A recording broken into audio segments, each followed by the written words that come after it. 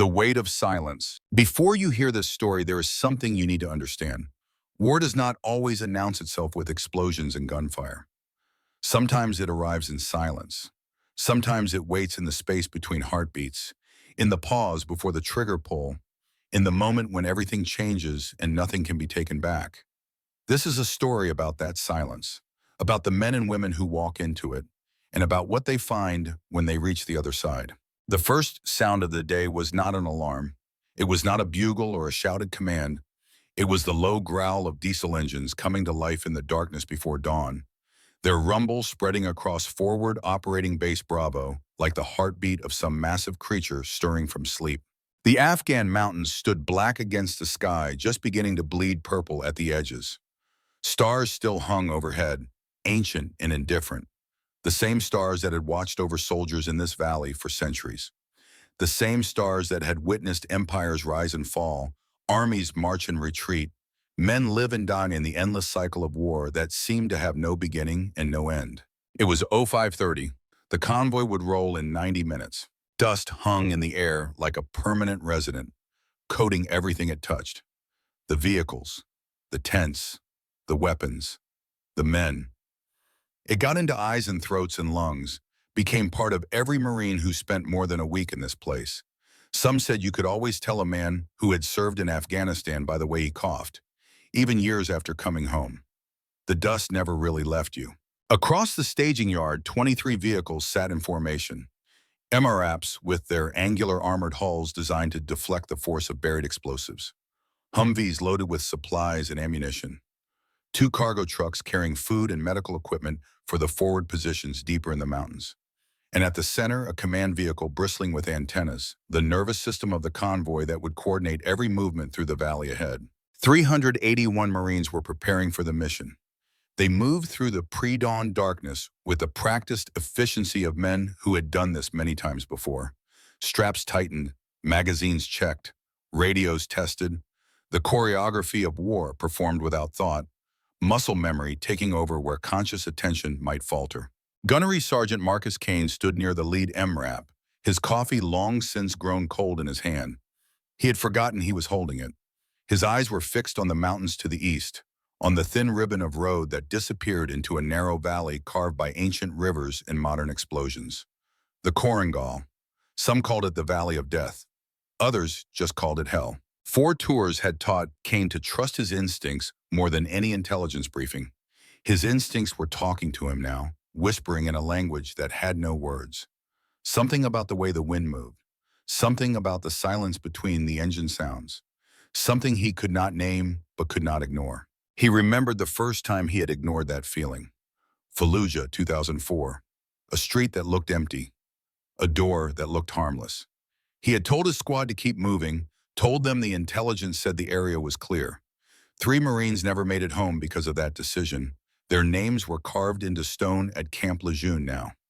He visited them every year on the anniversary, standing in silence, remembering the sound of the explosion that had taught him to never again dismiss what his gut was telling him. That lesson had saved lives since then, many lives, but it had also made him the kind of NCO that young officers found difficult, the kind who asked uncomfortable questions, the kind who pushed back when the briefing did not match the reality on the ground. He was 42 years old, his hair had gone gray at the temples, and a scar from a piece of shrapnel ran along his left forearm, a souvenir from his second deployment.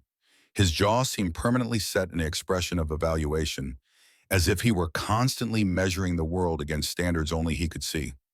Men who served under him said he could spot a lie from 50 meters. They also said he had never left a Marine behind, not once, not ever. Kane took a sip of the cold coffee without tasting it. His eyes never left the mountains. 30 meters away, near the equipment tent, a small figure moved through the shadows. Sergeant Elena Cole walked with quiet steps, her boots making almost no sound on the hard-packed dirt.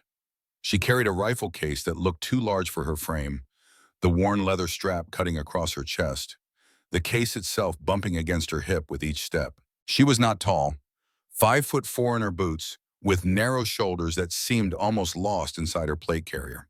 Her hair was pulled back tight and regulation perfect, her sleeves rolled with precise evenness. Nothing about her appearance drew attention. Nothing about her movement suggested anything other than a soldier going about routine business. But if someone had been watching closely, they might have noticed the way her eyes moved. Not darting, not nervous, but constant, scanning, evaluating, taking in every angle, every shadow, every face that crossed her path. It was the gaze of someone who had learned to see threats before they announced themselves. The gaze of someone who had survived things that most people only read about in after-action reports. Her file said she was a field intelligence specialist, the kind of Marine who processed reports and analyzed data and pushed situation updates up the chain of command. Her name appeared in administrative blocks next to acronyms and grid coordinates, not in the roster of rifle squads or assault teams. On paper, she was exactly what she appeared to be, someone who pointed at screens, not targets.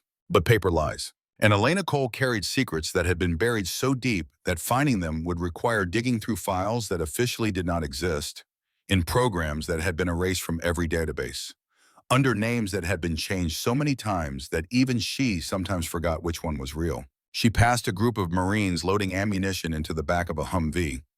One of them looked up and nudged his companion. Corporal Jake Mercer was 22 years old, broad-shouldered, with a grin that came easy and stayed too long. He was the kind of Marine who filled silence with noise, who measured himself against others rather than against any internal standard. He had been in country for 4 months, long enough to think he knew everything, not long enough to know how little that was. Mercer watched Cole walk past and shook his head with theatrical disappointment. "Great," he said, loud enough for his voice to carry.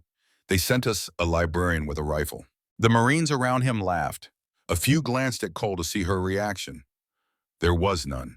She kept walking, her pace unchanged, her expression unchanged, as if she had not heard, as if they did not exist. That seemed to bother Mercer more than anger would have. "Hey," he called after her. "You know we are actually going outside the wire today, right? Might want to leave the PowerPoint at home." More laughter, but not from everyone.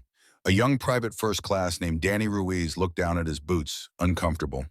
He was 19 on his first deployment, and something about mocking someone he did not know felt wrong to him. He could not have explained why.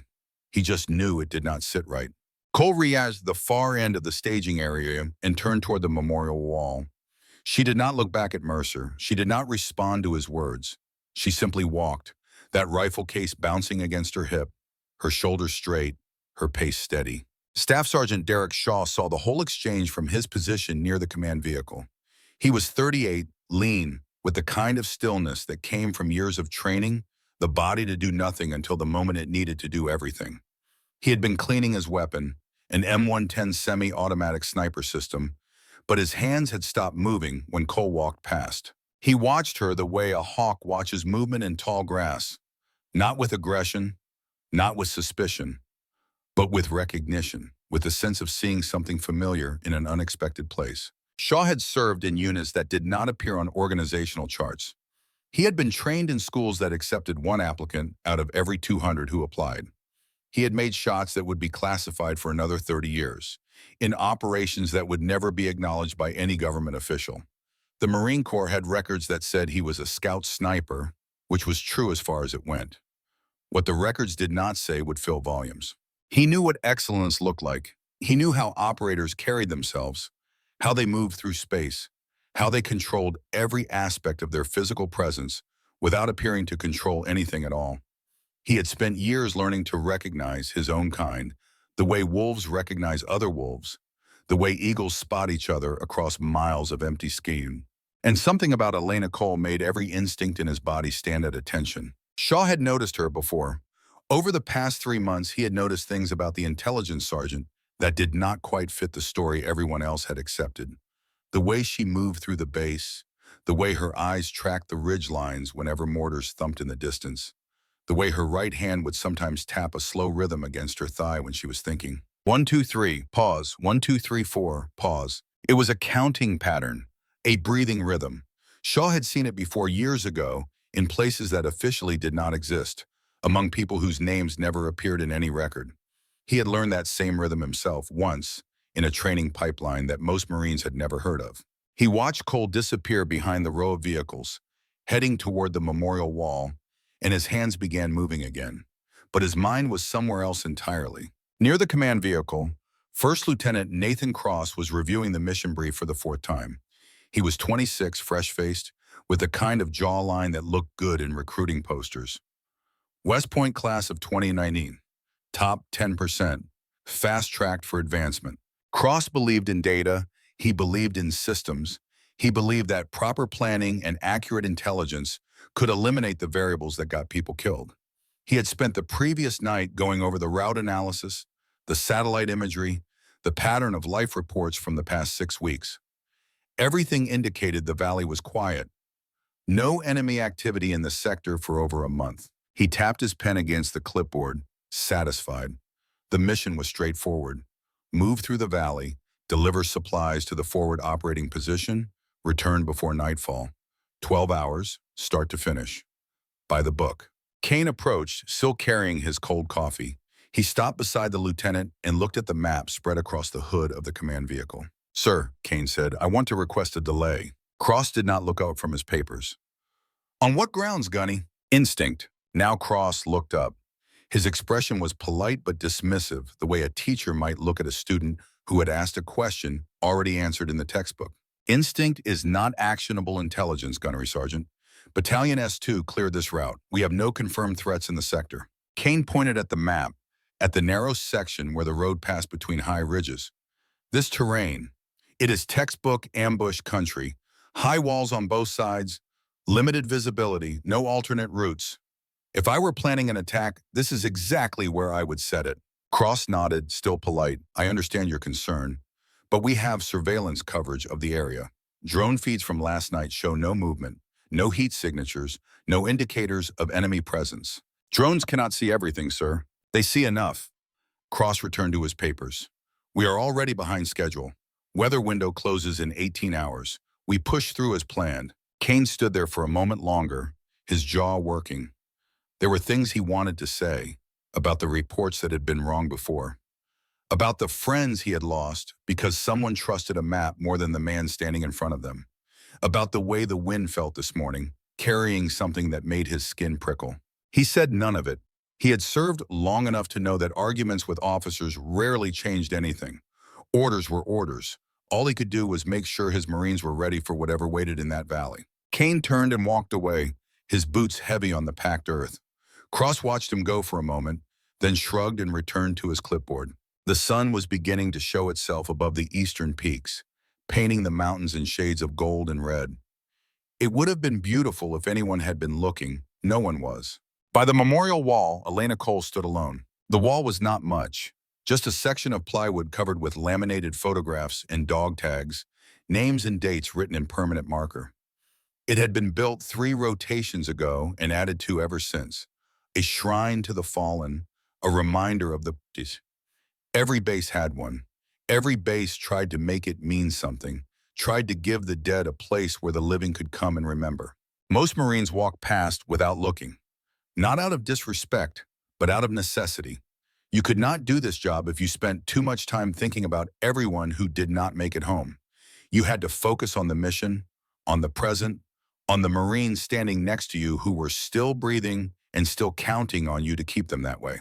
But Cole stopped. Every time she passed this wall, she stopped. She faced the photographs with her hands clasped behind her back. Her eyes moved slowly from face to face, reading the names, studying the photographs. Some were smiling in their pictures. Some were serious. Some looked impossibly young, barely old enough to buy a beer back home, now frozen forever in laminated memorial to their sacrifice. She knew some of these faces. Not all of them, but some. Marines she had served with on previous deployments. Marines she had shared meals with, shared jokes with, shared the long quiet hours of waiting that defined so much of military service.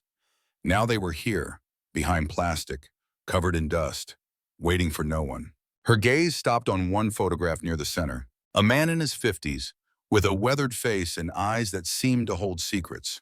Gray at the temples, lines around his mouth that could have been from smiling or from squinting through rifle scopes in harsh light. His expression in the photograph was not quite a smile, but there was something in his eyes that suggested warmth, suggested patience, suggested a man who had seen everything the world could throw at him and had somehow kept his humanity intact. The name beneath the picture read MS Sergeant William Harlan, KIA 2019, Operation Resolute Support. Cole stood very still. Her breathing was controlled, measured. Her expression revealed nothing. But her fingers had found her thigh, and they were tapping that slow rhythm. 1, 2, 3. Pause. 1, 2, 3, 4. Pause.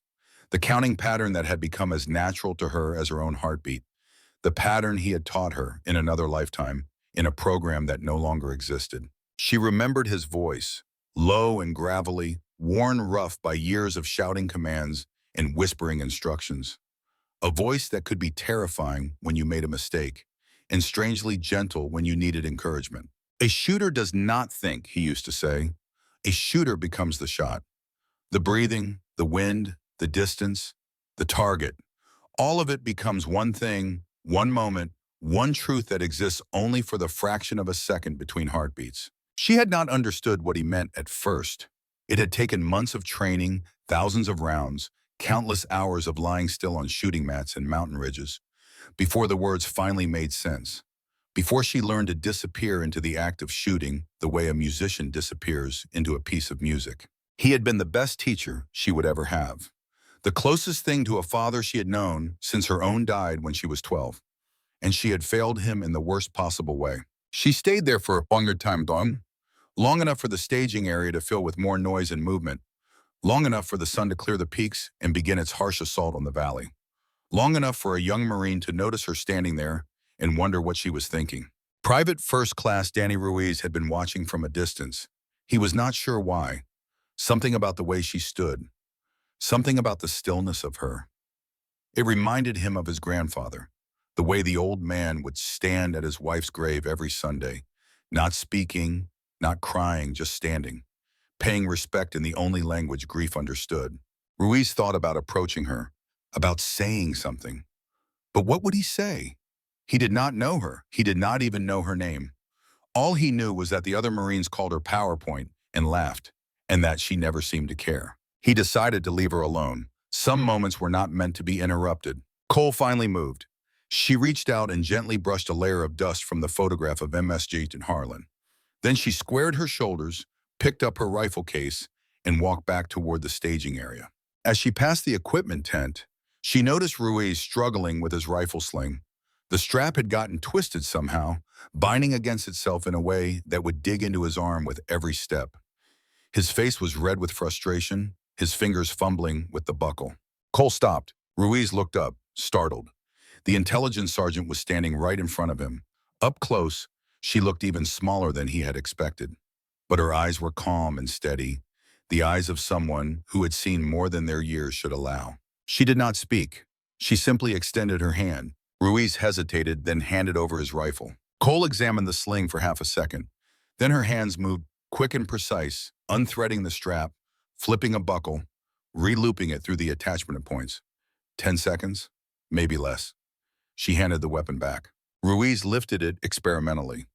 The weight sat across his chest perfectly now, balanced and comfortable. The pressure that had been digging into his elbow was gone. He looked at her with surprise. How did you do that so fast? Cole was already turning to leave. Practice, she said, nothing more. Wait, Ruiz called after her. What is your name? She paused, half turning. Cole. Then she was walking again, that rifle case bouncing against her hip, disappearing into the crowd of Marines preparing for the mission. Ruiz watched her go. Then he looked down at his rifle, at the sling that had been frustrating him for 10 minutes, and that she had fixed in 10 seconds. There was something about the way she had done it, the speed, the efficiency, the complete lack of hesitation. It was not the way someone learned to fix things from a manual. It was the way someone learned from doing it 1,000 times before. Near the command vehicle, Staff Sergeant Shaw had watched the entire exchange. He saw Cole fix the young Marine's sling. He saw the speed of her hands, the economy of her movements. And he saw something else. When she turned to leave, the flap of her rifle case shifted open slightly. Just for a moment. Just enough. Shaw's breath caught in his throat. There, stitched into the interior fabric of the case, was a patch, faded and worn, barely visible against the dark material. But Shaw recognized it immediately.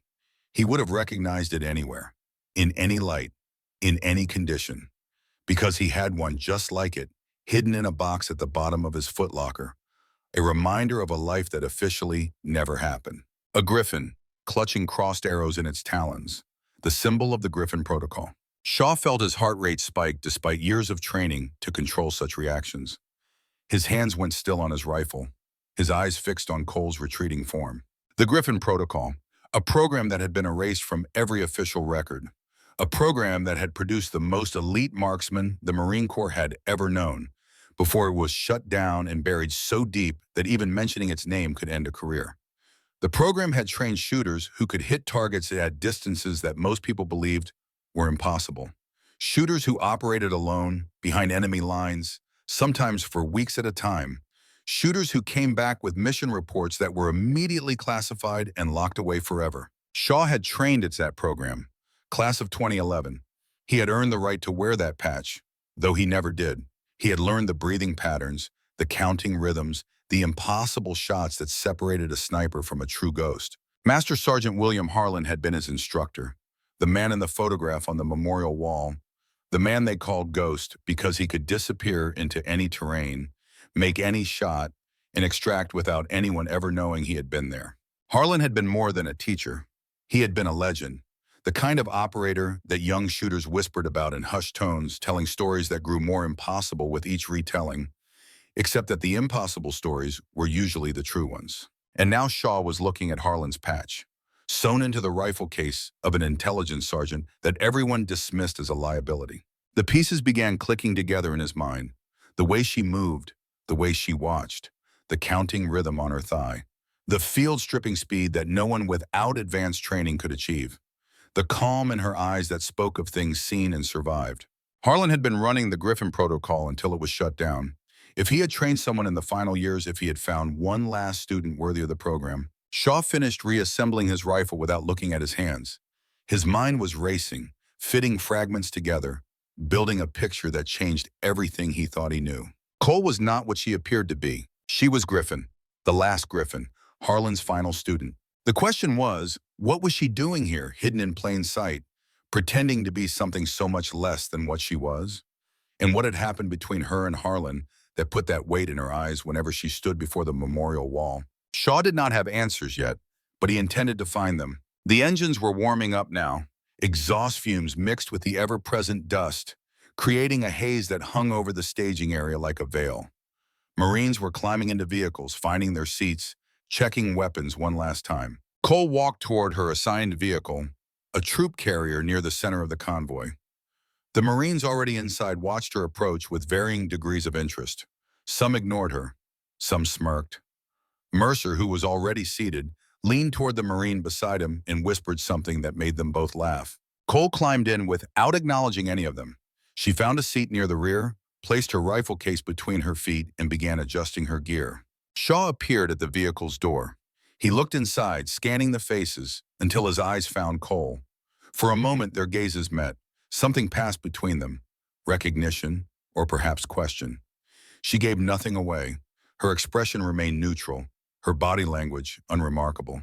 Shaw turned and walked to his own vehicle without a word. In the lead MRAP, Kane was conducting final radio checks.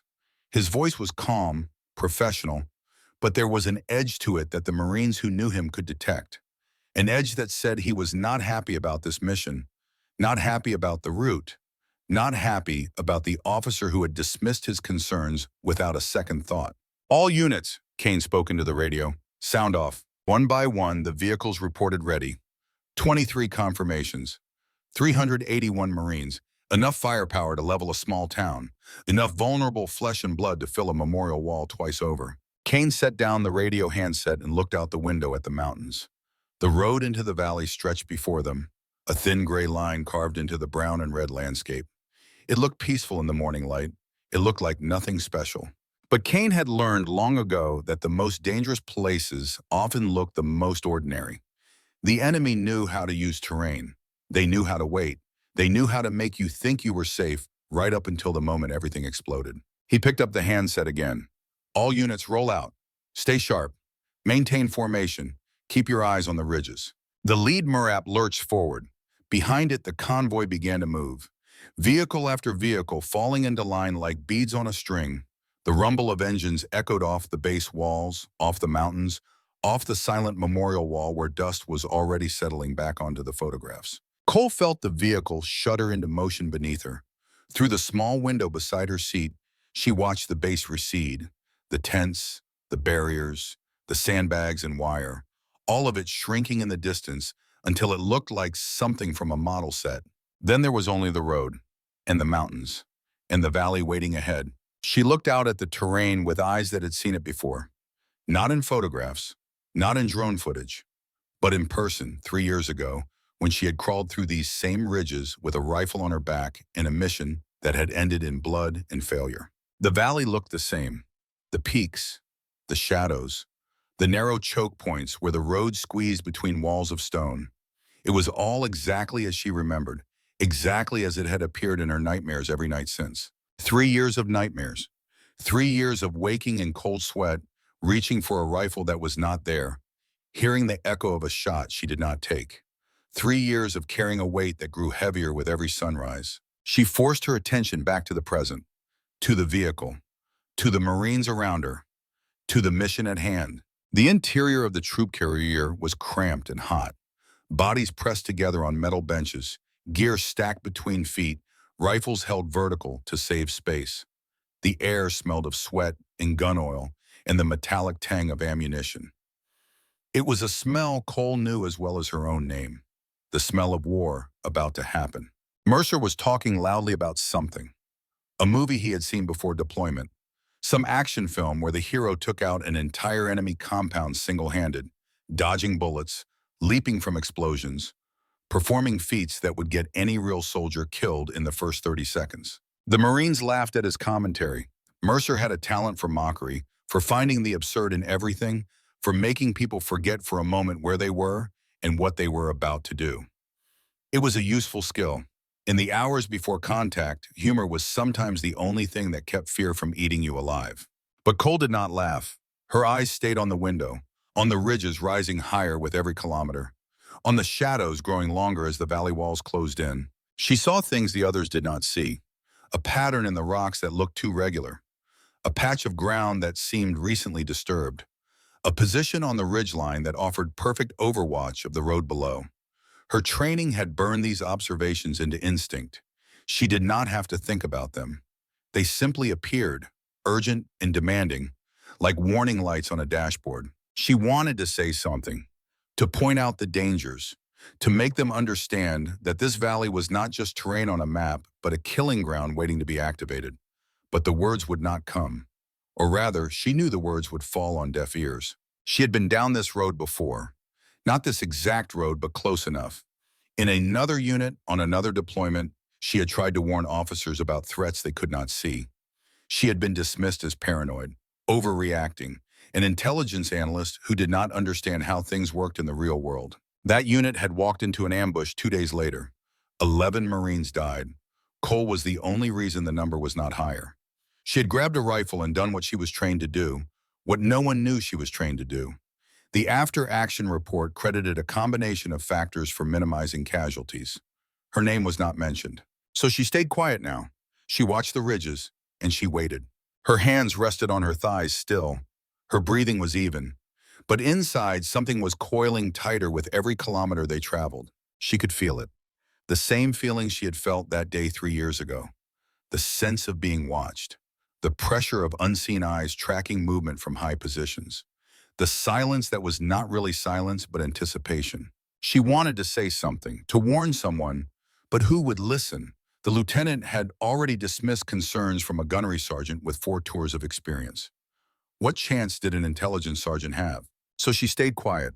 She watched the ridges through her small window, and she waited. The convoy entered the valley 45 minutes after leaving the base. The road narrowed almost immediately, the walls rising on either side like the jaws of some enormous creature. The sky became a thin strip of blue above them, squeezed between the peaks. Inside the vehicles, the mood shifted. The laughter died away. The jokes stopped. Marines who had been relaxed now sat straighter, their hands finding their weapons, their eyes going to the ridges that loomed above them. Even Mercer had gone quiet. He was staring out the window at the cliffs, his bravado replaced by something that looked very much like fear. The valley was beautiful in a harsh, unforgiving way. The rock faces were striped with layers of color, red and brown and gray, millions of years of history compressed into stone. Water had carved this place over eons, cutting through mountains with patient persistence. Now the road followed the path that water had made, winding deeper and deeper into the earth. It was also a perfect kill zone. Kane's voice came over the radio, tight and controlled. All units maintain spacing, watch the high ground, report anything unusual. Cole leaned closer to her window. She was not looking at the scenery. She was looking at angles, at distances, at the places where a shooter might hide, where an ambush might be staged. Her mind was calculating without conscious thought, running through possibilities, measuring threats. A glint, high on the left ridge, 200 meters up, maybe more. It was there for just a moment, a flash of light reflecting off something that should not be there. Glass, metal, the sun catching a surface that did not belong on a barren mountainside. Cole's hand moved to her rifle case, her fingers finding the latch by touch. Her heart rate stayed steady. Her breathing did not change. But every nerve in her body was suddenly alive, screaming a warning that had no voice. She looked around the vehicle. No one else had seen it. They were all watching lower, watching closer, watching the wrong places. She considered speaking up, considered reaching for the radio, but the glint was gone now, lost in the shifting light and shadow. What would she say? That she had seen something that might have been nothing? That she had a feeling? The convoy kept moving. The walls kept rising. The sky kept shrinking. And somewhere up on the ridges, hidden among the rocks and the shadows, other eyes were watching, counting vehicles, counting guns, counting the Marines who had no idea they were already in the crosshairs. The trap was set. All that remained was to spring it. In the lead vehicle, Kane could not shake the feeling that something was terribly wrong. He had felt this way before, on other missions, in other valleys. Not always, not even often. But when the feeling came, it was never wrong. He keyed his radio again. 6, this is lead. Recommend we halt and deploy scouts. I do not like this terrain. Cross's voice came back immediately. Negative lead, intel confirms the route is cold. We are behind schedule. Continue advance. Kane's jaw tightened. Sir, with all due respect, this is exactly the kind of terrain where intel gets people killed. A pause. Then Cross again, his voice harder now. That is not your call to make, Gunny. We have our orders. Execute the mission. Kane stared at the radio for a long moment. Then he set it down without responding. The Marine beside him, a young corporal on his first deployment, looked at him with worried eyes. Gunny, is everything okay? Kane did not answer. He was watching the ridges, watching the shadows, watching for the movement that his instincts told him was there, even if his eyes could not find it. Stay alert, he finally said, and be ready to move. That was all he could do, all any of them could do. Move forward into uncertainty, trusting in training and luck, and the hope that whatever waited ahead would not be as bad as he feared. But deep in his gut, Marcus Kane knew the truth. They were not alone in this valley. And before the day was over, a lot of good Marines were going to learn just how wrong a mission brief could be. He looked at the faces of the young men around him. Most of them were in their early 20s. Some were even younger. Kids, really. Kids with guns and body armor and training that was excellent in theory, but often inadequate in the face of actual combat. They trusted him to keep them alive. They trusted the Corps. They trusted the system that was supposed to know what it was doing. Kane had been like them once, young and confident, and certain that the good guys always won if they fought hard enough. 4 tours had stripped away that certainty. Now he knew the truth that no one told the recruits at boot camp. Sometimes the good guys lost. Sometimes the best training in the world was not enough. Sometimes you did everything right and people still died. All you could do was try. Try to see the danger coming. Try to react faster than the enemy expected. Try to bring as many of your Marines home as possible. Kane checked his weapon one more time, chambered around, placed his finger alongside the trigger guard, waited. The convoy pushed deeper. The mountains closed in tighter, and somewhere above them, fingers rested on triggers, waiting for the perfect moment to turn the Valley of Death into a graveyard. In the troop carrier, Elena Cole felt her rifle case pressing against her legs. She thought about the weapon inside, the M40A5 that had been her constant companion through years of training that officially never happened, the rifle that had made impossible shots in places that were never recorded. the extension of her will that had killed more enemies than she could count and saved more lives than she would ever know.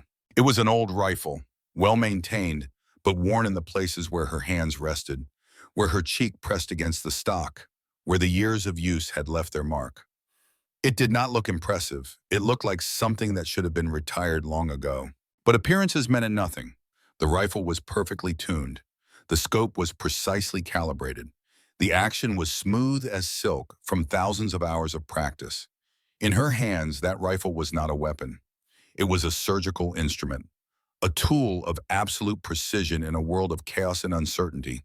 She thought about Harlan, about his face in that photograph on the memorial wall, about the last words he had spoken to her, words that still echoed in her dreams. Never hesitate. Whatever happens, never hesitate.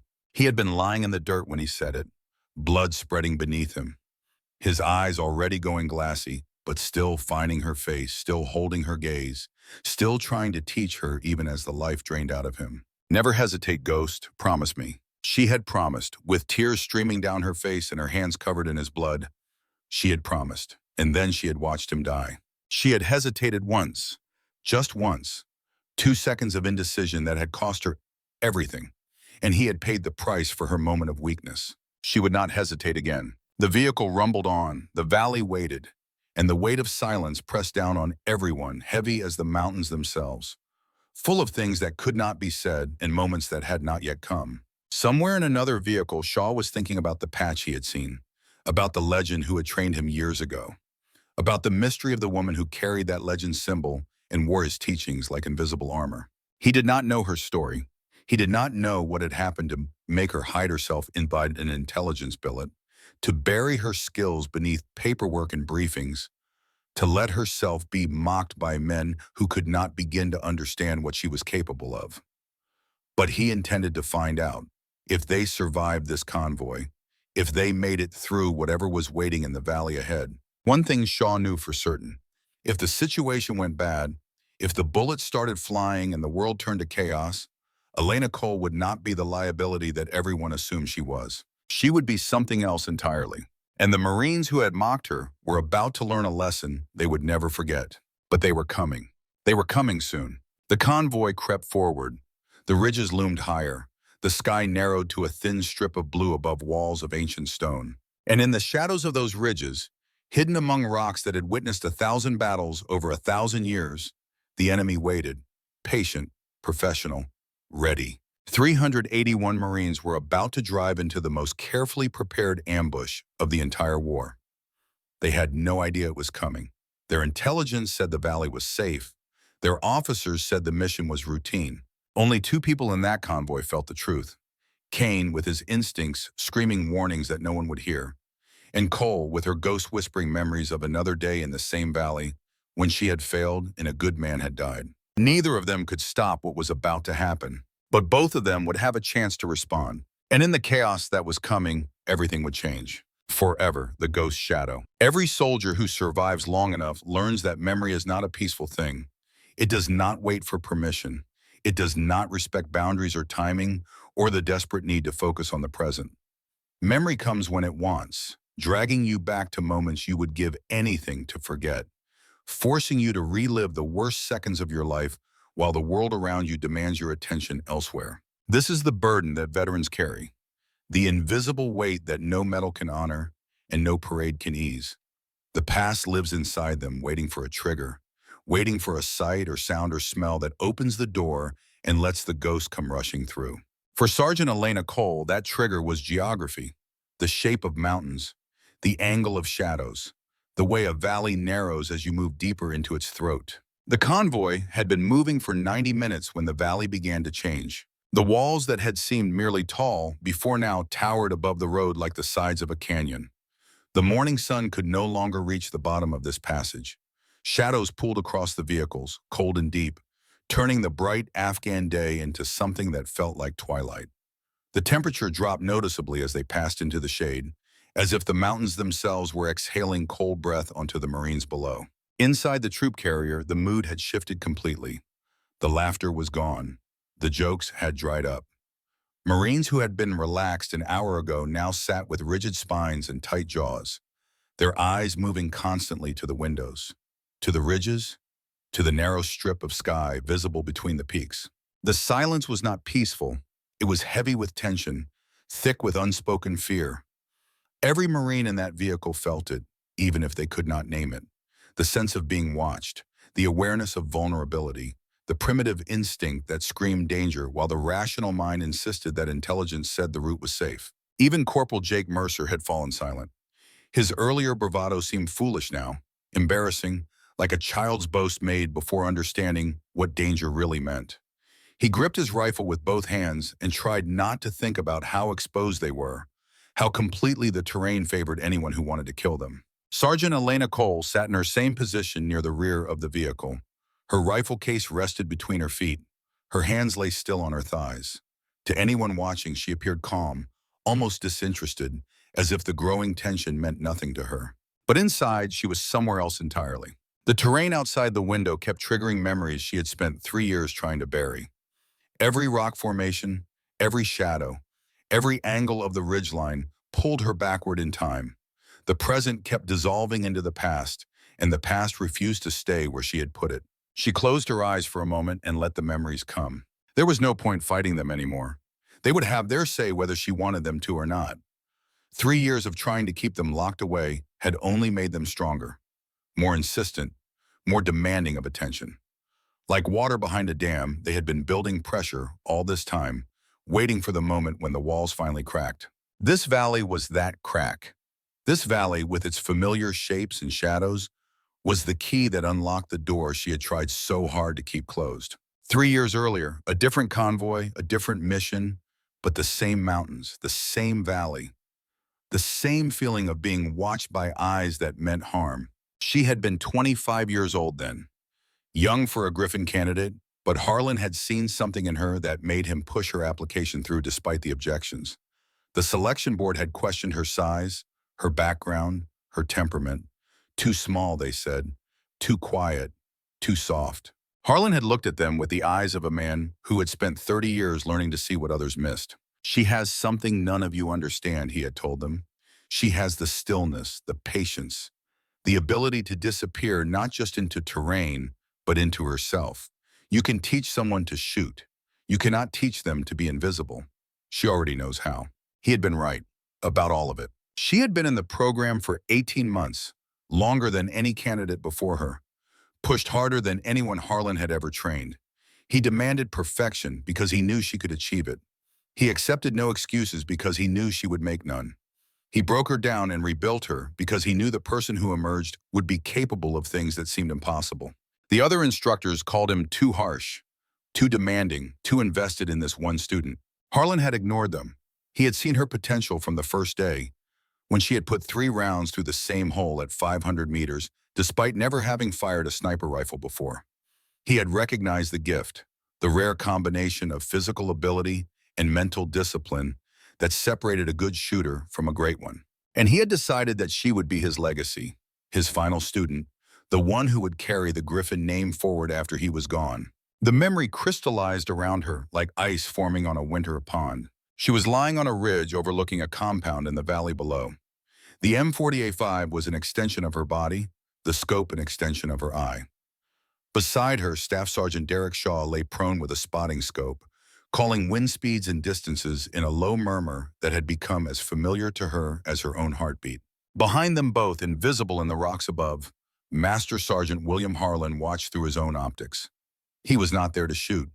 He was there to evaluate, to judge, to decide if his final student was ready to carry the Griffin legacy forward. The target was a Taliban commander responsible for the deaths of 17 Marines over the past 8 months.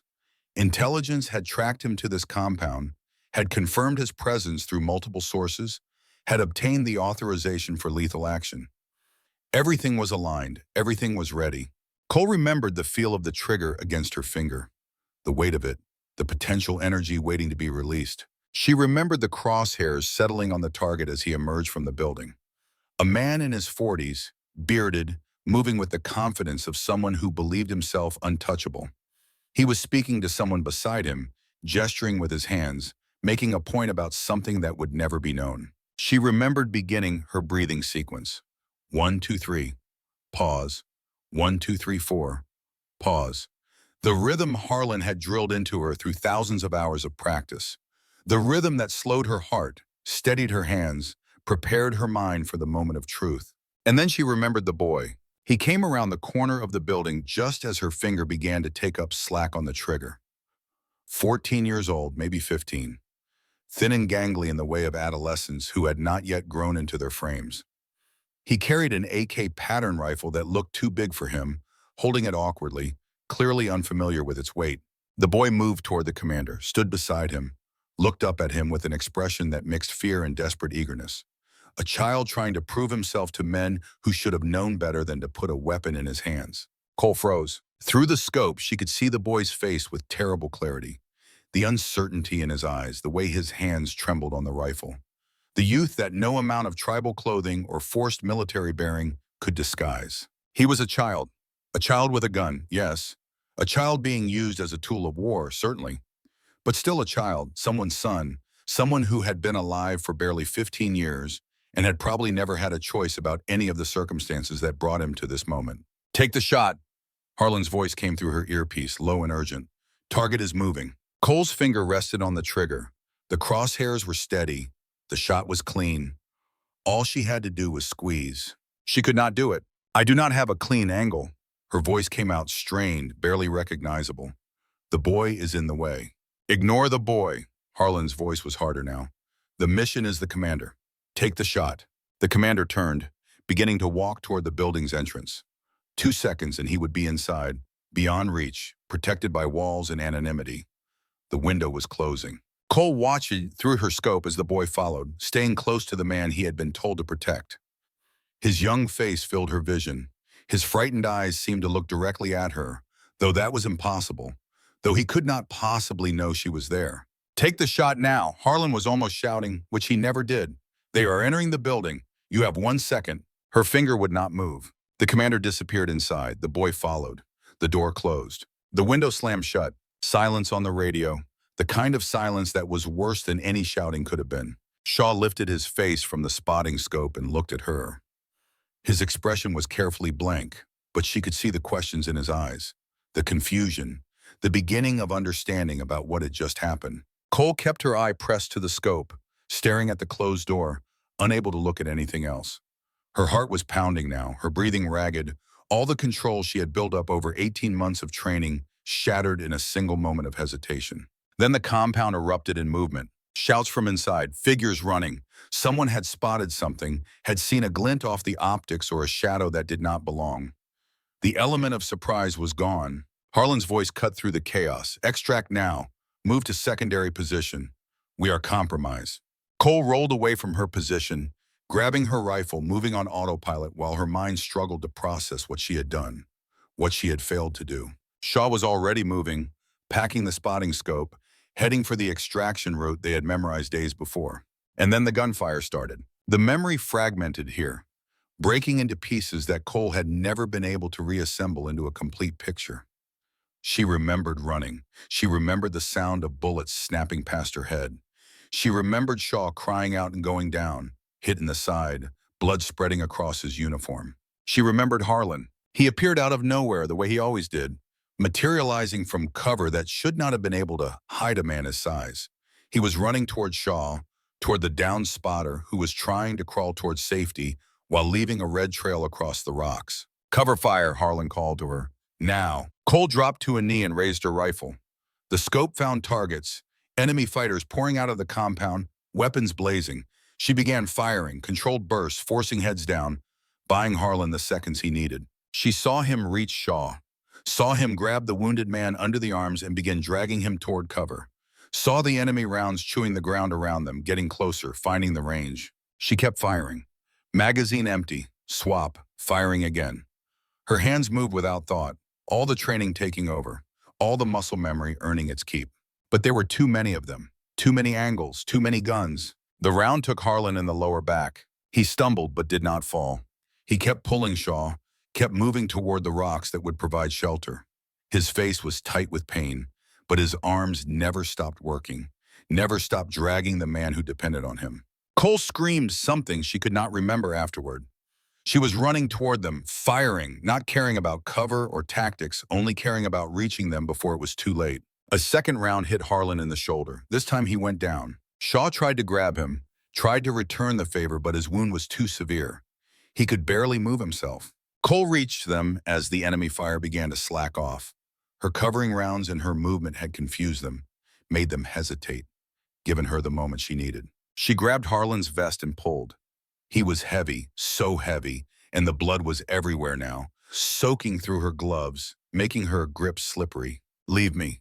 Harlan's voice was weak but steady. "Get Shaw out. That is an order." "I am not leaving you." She pulled harder, dragging both men now, one under each arm, her legs burning, her lungs screaming. The rocks were 10 meters away, then 5. Then she was behind them, all 3 of them, the stone absorbing the rounds that would have finished the job. Cole pressed her hands against Harlan's wounds, trying to stop the bleeding that would not stop. Her training told her it was hopeless. His injuries were too severe, too much blood lost. But she kept pressing anyway because to stop pressing was to accept what she could not accept. Harlan looked up at her. His eyes were calm despite the pain. Calm and steady and somehow proud, which made no sense, which was the opposite of what he should have been feeling. "Not your fault." His voice was barely a whisper now. "You hear me? Not your fault." I hesitated. I could not shoot. I saw the boy and I could not. His hand found hers, the one that was pressing against his stomach, trying to hold his life inside him. "You saw a child." His fingers squeezed weakly. "You could not kill a child. That is not weakness. That is humanity." The tears were coming now, streaming down her face, mixing with the dust and the gun smoke. She could not see clearly. She could not think clearly. She could only feel the life draining out of the man who had been more of a father to her than anyone since she was 12 years old. "Listen to me." Harlan's voice was fading. "The program is over. They will shut it down after this. You are the last one. The last Griffin. I am not ready. You are more ready than you know." His eyes held hers with fierce intensity despite their growing glassiness. "But you must learn something I never taught you. You must learn when to be human and when to be a weapon. Today you are human, tomorrow you may need to be something else." He coughed, and blood came with it. "Promise me." His hand tightened on hers. "Never hesitate when lives depend on you. Whatever it costs, never hesitate." "I promise." "Good." His face relaxed slightly. "Good shot, Ghost. That is your name now." Ghost. His eyes closed. His hand went slack. Master Sergeant William Harlan, founder of the Griffin Protocol, survivor of 7 deployments, trainer of the finest marksmen the Marine Corps had ever produced, died in her arms on a rocky hillside in Afghanistan. Cole held him for a long time.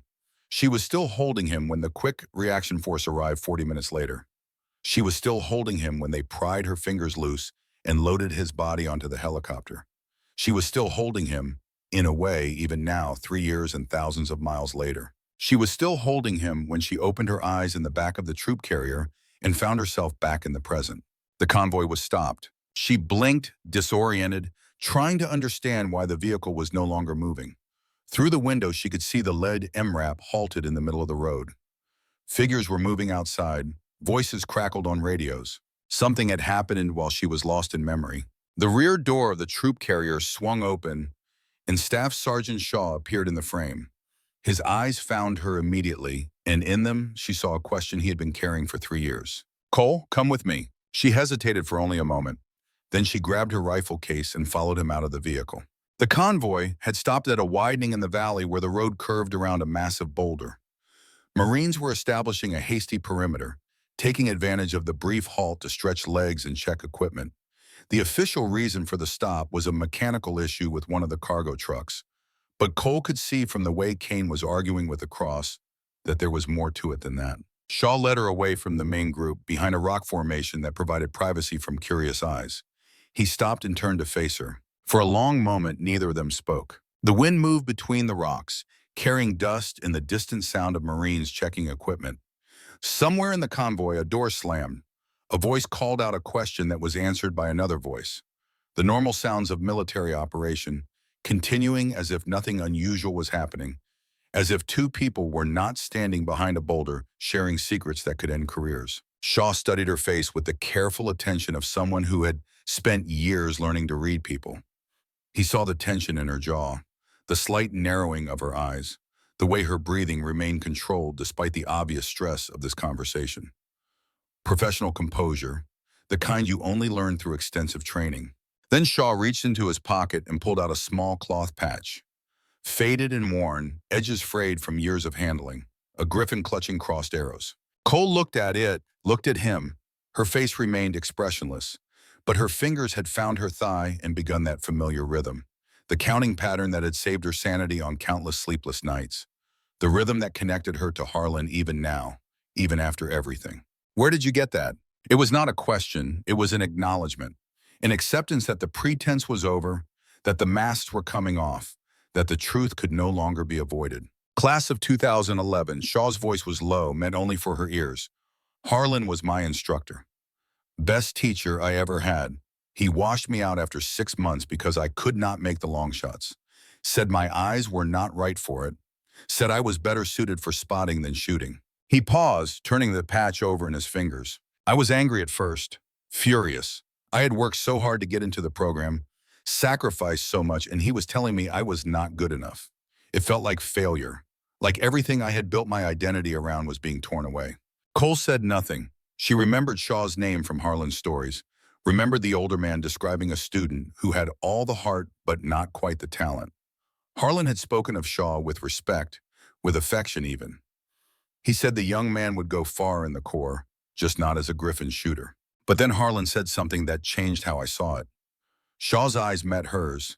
He said that a spotter was not a lesser role, that the best spotter he had ever worked with was the reason he was still alive, that some people were meant to find targets, and some people were meant to eliminate them, and both were equally essential to the mission.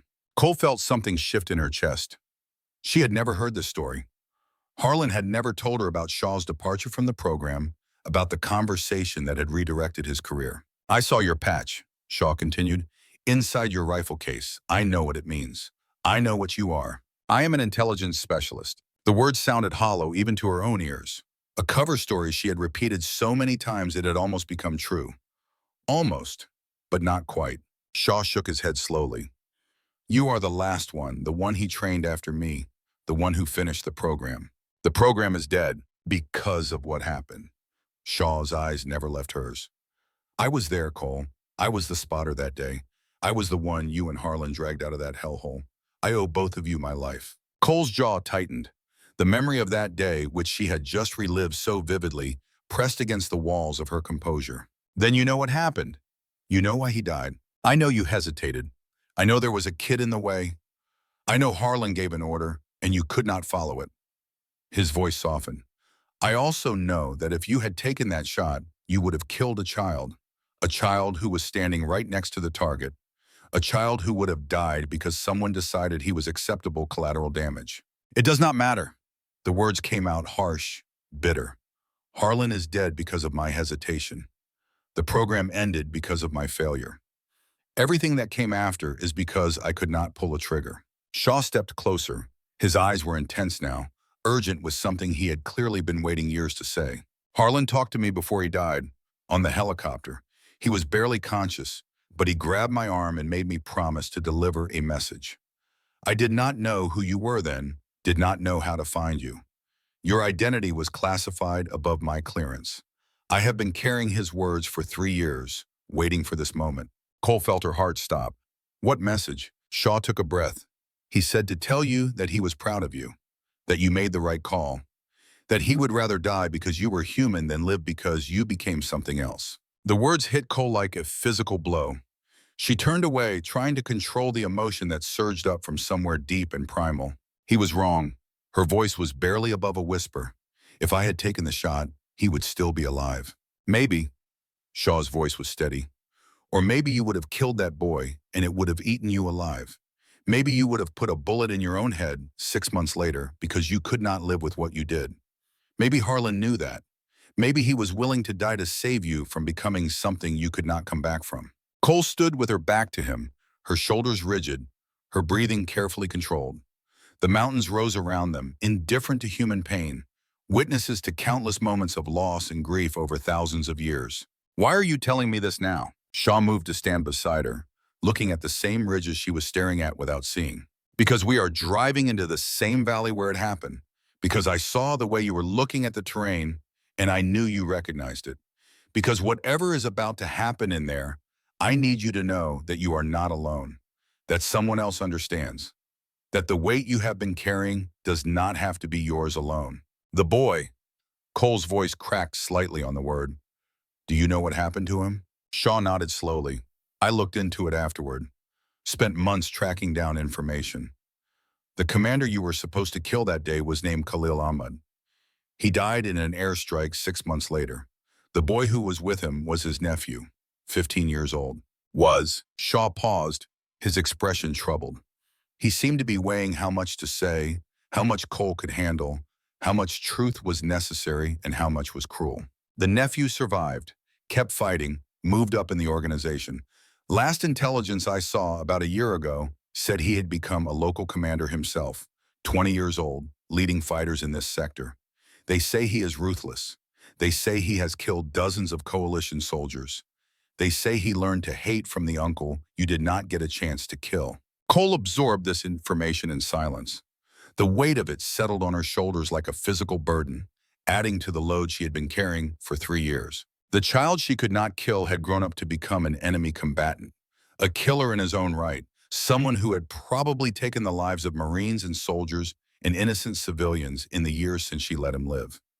Every death he caused could be traced back, in some terrible logic, to the moment when she saw his frightened face through her scope and could not pull the trigger. Did she make the right choice? Would it have been better if she had fired that day? Would Harlan still be alive? Would other lives have been saved? Would the world be somehow better if she had added one more body to the count of children killed in this endless war? There were no answers to these questions. There never would be. That was the cruelest part of it.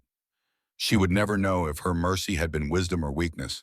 She would never know if Harlan had really meant what he said about her humanity, or if he was just trying to comfort her in his final moments. All she knew was that choices had consequences, and she would spend the rest of her life wondering about the consequences of hers. The wind gusted between the rocks, carrying a chill that seemed to come from somewhere deeper than the mountain shadows.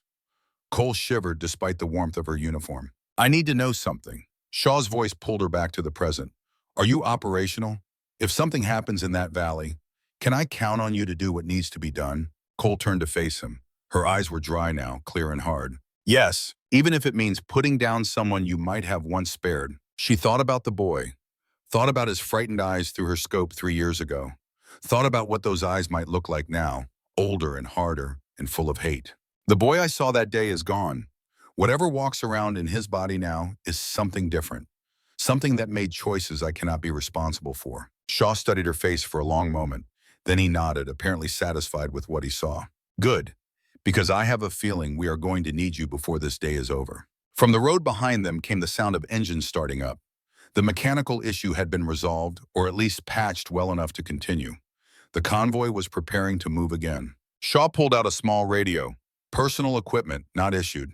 He held it out to her. Take this, Channel 4. If things go bad, I will find you. We work together like we used to. Shooter and spotter. You do the killing, I do the calling, just like Harlan taught us. Cole hesitated. Then she took the radio and slipped it into her vest pocket. You said Harlan washed you out because you could not make the long shots. Shaw almost smiled. He did, but he also said I was the best spotter he had ever trained, that I could read wind and distance better than anyone he had seen in 30 years. He said if I ever found a shooter who needed my eyes, I should stick with them no matter what. And you think I am that shooter? I know you are. Shaw's expression was serious again. I have seen the training records, the classified ones that are not supposed to exist. You made shots during qualification that Harlan himself could not have made. You are the best there is, Cole. Maybe the best there ever was. The only question is whether you can pull the trigger when it counts. Before Cole could respond, a shout came from the convoy, someone calling for all personnel to return to vehicles. The halt was over. The mission continued. Shaw turned toward the sound. One more thing. He spoke without looking at her. Whatever happens in there, whatever choices you have to make, know that I do not blame you for what happened to Harlan. He made his own choice. He chose to save me, knowing the cost. That is on him, not you. He does not get to make that choice for me. Cole's voice was quiet. He does not get to decide what I carry. No, Shaw glanced back at her, but neither does he get to be forgotten. Whatever we do in that valley, we do it for him, for Ghost, for the man who made us what we are. He walked back toward the convoy. Cole watched him go, feeling the weight of the radio in her pocket, the weight of the rifle case in her hand, the weight of 3 years of guilt and grief and unanswered questions pressing down on her shoulders. Then she followed. The convoy began moving again 10 minutes later. The valley continued to narrow, the walls climbing higher, the shadows growing deeper. The strip of visible sky above them had shrunk to a thin ribbon of blue, barely wide enough to remind them that there was a world beyond these stone corridors. In the lead-em wrap, Gunnery Sergeant Kane was still arguing with Lieutenant Cross over the radio. "Sir, we need to slow down. The terrain is getting worse. We are losing sight lines on the ridges." "Negative lead." Cross's voice was crisp and confident. "We are already behind schedule. Intel shows no activity in this sector. We push through." Kane wanted to throw the radio across the vehicle. He wanted to stop the convoy himself, to order his Marines out to establish defensive positions, to do something besides drive blindly into a place that every instinct told him was wrong. But orders were orders. Chain of command was chain of command. He was a gunnery sergeant, not a general. His job was to advise, not to decide. "Sir," Kane tried one more time, "at least let me send scouts ahead. 2 vehicles moving fast, checking the terrain before the main body enters the narrow sections." Cross sighed audibly over the radio. "Gunny, I understand your concerns, but we have satellite coverage of this route. We have drone footage from last night. There is nothing out there. The only thing we accomplish by slowing down is putting ourselves behind the schedule and making the battalion commander wonder why we cannot execute a simple supply run." Kane closed his eyes. A simple supply run, as if anything in this country was ever simple. "Understood, sir. Lead out." He set down the radio and looked at the Marine beside him, a young corporal named Vasquez, barely 20 years old on his first deployment. "Pass the word to all vehicles. Maximum alert.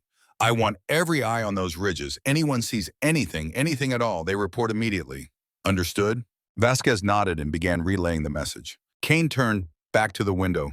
The mountains stared back at him, silent and ancient and full of secrets. Somewhere up there in those rocks and shadows, he knew something was waiting. He could not prove it. He could not explain it. But he knew it as surely as he knew his own name. The convoy pushed deeper into the valley. The road grew rougher, forcing the vehicles to slow despite Cross's desire for speed. Rocks scraped against undercarriages. Wheels bounced through ruts that had been carved by decades of mountain runoff. In the troop carrier, Cole sat with her rifle case between her feet and her eyes on the ridges. The personal radio Shaw had given her pressed against her chest, a reminder of the conversation they had shared, of the secrets that had been revealed, of the connection that stretched back 3 years to a moment of failure and loss. She thought about Harlan, about his face in those final moments, about the pride in his eyes that she still did not understand, about the words he had whispered as his life drained away into the rocky Afghan soil. She thought about the boy, about the child who had grown into an enemy commander, about the lives that decision had cost and might yet cost, about the terrible calculus of war, where every choice creates ripples that spread outward through time, touching lives that you will never see and creating consequences that you will never fully comprehend. She thought about this promise she had made: never hesitate, whatever it costs. The memory of Shaw's words echoed in her mind. Whatever we do in that valley, we do it for him, for Ghost. Ghost, the name Harlan had given her with his dying breath, a name she had never used, never acknowledged, never felt worthy of claiming. It had felt like a burden rather than a gift, a reminder of her failure rather than a recognition of her skill. But maybe Shaw was right. Maybe carrying that name was not about being worthy of it. Maybe it was about earning it, day by day, choice by choice, until the weight became something you could bear. Maybe today was different. Maybe today, in this valley where everything had gone wrong 3 years ago, she would have a chance to earn that name, a chance to be what Harlan had always believed she could be, a chance to honor his memory not with grief, but with action. The convoy rounded another curve, and the valley opened slightly. Ahead, Cole could see the terrain beginning to narrow again, funneling toward a point where the road squeezed between 2 massive rock formations. A natural choke point, a perfect place for an ambush. Any military tactician in history would have recognized it. Alexander the Great had used similar terrain to ambush Persian armies. The Afghans themselves had used these valleys to destroy British columns a century ago, and Soviet columns decades after that. The geography of this country was written in blood, every pass and valley a testament to the dangers of underestimating the terrain. Cole felt her training taking over, her mind automatically analyzing the tactical situation.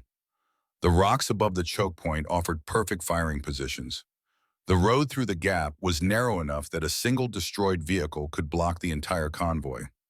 The walls on either side were too steep to climb under fire. If an enemy wanted to destroy a column of vehicles, this was exactly where they would do it. She leaned forward, her eyes scanning the ridges above that choke point, looking for the telltale signs that only someone with her training would recognize. The glint of sunlight on glass or metal, the unnatural stillness of a concealed position, the tiny movements that betrayed human presence among the rocks. There, a shadow that did not move with the wind, a patch of rock that seemed too smooth, too regular, a position that offered perfect overwatch of the road below. And as she watched, the shadow shifted, just slightly, just enough. Someone was up there, someone who was watching the convoy approach, someone who was waiting. Cole's heart rate spiked despite years of training to control such reactions. Her hand moved toward the radio in her pocket, toward Shaw's frequency, toward the warning that might save 381 lives. She keyed the transmit button, opened her mouth to speak. But before she could form the words, the world changed. A streak of fire shot down from the ridge, a contrail of smoke, impossibly fast, cutting through the morning air like a knife through flesh. The RPG covered the distance between the ridge and the road in less than a second. It struck the vehicle directly ahead of her. The explosion was deafening, overwhelming, a physical force that seemed to compress the air itself. The troop carrier bucked and shuddered as the shockwave hit. Windows cracked, metal screamed, Marines were thrown against each other, against the walls, against the floor. Cole grabbed for a handhold as the vehicle swerved violently. Through the cracked window, she could see the MRAP ahead of them transformed into a pillar of flame and twisted metal. Bodies were visible. Movement. Screaming. Then the machine guns opened up from both ridges, and the valley erupted into hell. The ambush had begun, and for 381 Marines trapped in a kill zone with no cover and no escape, the fight for survival was just starting. The Valley of Death. There is a moment in every ambush when time seems to stop. A fraction of a second between the last heartbeat of normalcy and the first explosion of violence. Soldiers who survived describe it differently. Some say the world went silent. Some say everything moved in slow motion. Some say they knew, in that frozen instant, exactly what was about to happen and were powerless to stop it. For 381 Marines in the Korengal Valley, that moment came at precisely 0847 hours on a Tuesday morning that had started like any other. The first explosion tore the morning apart. One moment there was a convoy moving through a narrow valley. The next moment there was chaos. Fire and smoke and screaming metal. The world transforming from order to nightmare in the space of a single heartbeat. The sound was not like anything in the movies. It was not a clean, sharp bang. It was a rolling thunder that seemed to come from everywhere at once, bouncing off the valley walls, multiplying, overwhelming. The RPG struck the third vehicle in the column with devastating precision. The MRAP, designed to withstand buried explosives, was not built to absorb a direct hit from above. The shaped charge punched through the roof armor and detonated inside, turning the vehicle into a coffin of flame and shrapnel. The men inside never had a chance. One moment they were alive, talking, thinking about home. The next moment they were gone. Marines in the surrounding vehicles watched in horror as the MRAP lifted off its wheels, hung suspended for an impossible moment, and then crashed back down in a shower of sparks and burning fuel. The sound was enormous, a physical force that compressed eardrums and rattled bones. Black smoke billowed upward, thick and choking, carrying the smell of burning rubber and something worse. Then the machine guns opened up. From both ridges, from positions that had been invisible seconds before, streams of tracer fire poured down into the kill zone. The rounds hammered against armored hulls, sparked off rocks, chewed into the road surface, found the soft flesh of men who had been in the wrong place at the wrong moment. The noise was overwhelming, a continuous roar that drowned out everything except the primal screaming of men under fire. It was the sound of hell opening its doors and inviting them in. Gunnery Sergeant Marcus Kane was thrown against the inside of his vehicle as the driver slammed on the brakes. Through the windshield, he could see the burning wreck blocking the road ahead. Through the side windows, he could see muzzle flashes on both ridges, dozens of them, more than any intelligence briefing had suggested possible. They had driven into the perfect ambush, and now 381 Marines were trapped in a valley designed to kill them. Kane grabbed his radio, his voice cutting through the chaos with the authority of a man who had survived situations like this before. His mind was already racing, calculating options, dismissing impossible solutions, searching for any path that did not end with all of them dead in this valley. All units, this is lead. We are in contact. I say again, we are in contact. Dismount in fine cover. Return fire on the ridges, medics to Vehicle 3. Even as he spoke, he knew Vehicle 3 was beyond help. He had seen the fireball, seen the way the armor had buckled inward. But you had to try. You always had to try, because the moment you stopped trying, you stopped being a leader and became just another body waiting to fall. He kicked open his door and rolled out onto the road, keeping low, his rifle already up and searching for targets. The dust and smoke made visibility difficult, but he could see muzzle flashes on the ridges above. Dozens of them, maybe more. Far more than any ambush party should have been able to assemble in a sector that intelligence had cleared as safe. Someone had made a terrible mistake. Someone had looked at reports and maps and satellite imagery and decided that this valley was empty.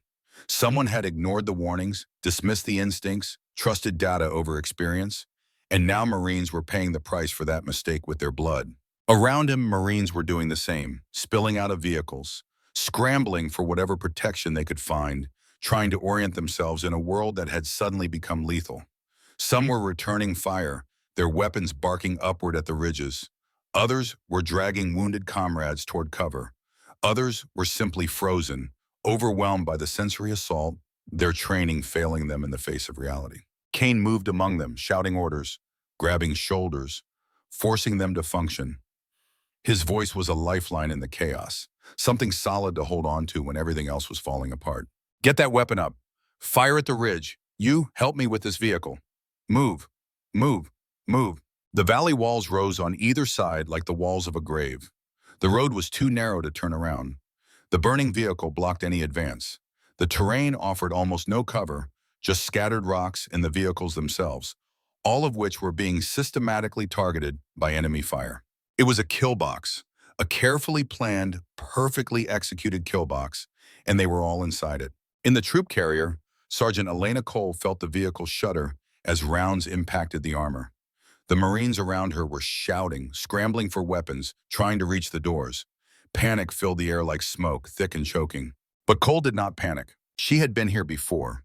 Not this bike moment, but moments like it. Moments when the world exploded and everything depended on staying calm while chaos reigned. Her training took over, that deep programming that Harlan had burned into her nervous system through thousands of hours of practice under simulated fire. She reached down and opened her rifle case. The M40A5 was there waiting for her, familiar as her own hands. She lifted it out with the reverence of a priest handling sacred objects. The weight was perfect. The balance was perfect. Every surface was exactly where it should be. She began assembling the weapon. Stock to action, scope to rail, magazine to receiver. Her hands moved with fluid precision, each motion practiced until it required no conscious thought. The rifle came together in her hands like something alive, like a part of her that had been missing and was now restored. 47 seconds, the same time she had achieved in training, the same time that had marked her as something special, the same time that had made Harlan smile one of his rare smiles and say that she might just be worth all the trouble she caused. Around her, Marines were rushing for the exits. Mercer was shouting orders that no one was following. Ruiz was pressed against the wall, his face white with terror, his hands shaking on his rifle. The air inside the vehicle was thick with fear, with the smell of sweat and metal and the beginning of desperation. Cole finished assembling her weapon and looked up. Through the window, she could see the ridgeline, could see the muzzle flashes, could see the positions that were killing her fellow Marines. Her mind was already mapping targets, calculating distances, planning the sequence of shots that would be needed to break the ambush. She knew what she had to do. knew it with the certainty that came from years of training and a lifetime of accepting the missions that no one else could complete. This was why she existed. This was why Harlan had found her, trained her, given her everything he knew. Not for glory, not for recognition, but for moments exactly like this one. The rear door of the troop carrier burst open and Staff Sergeant Shaw appeared in the frame. His eyes found her immediately, took in the rifle in her hands, the expression on her face. He did not look surprised. He looked like a man who had been waiting for this moment, who had known it was coming, who had been counting the seconds until she revealed herself. "You are going out there." It was not a question. It was not even really a statement. It was an acknowledgement of shared understanding of a bond that stretched back through years of training and loss and survival. "I have to get to high ground." Cole's voice was steady, almost detached, the voice of someone who had already accepted what needed to happen.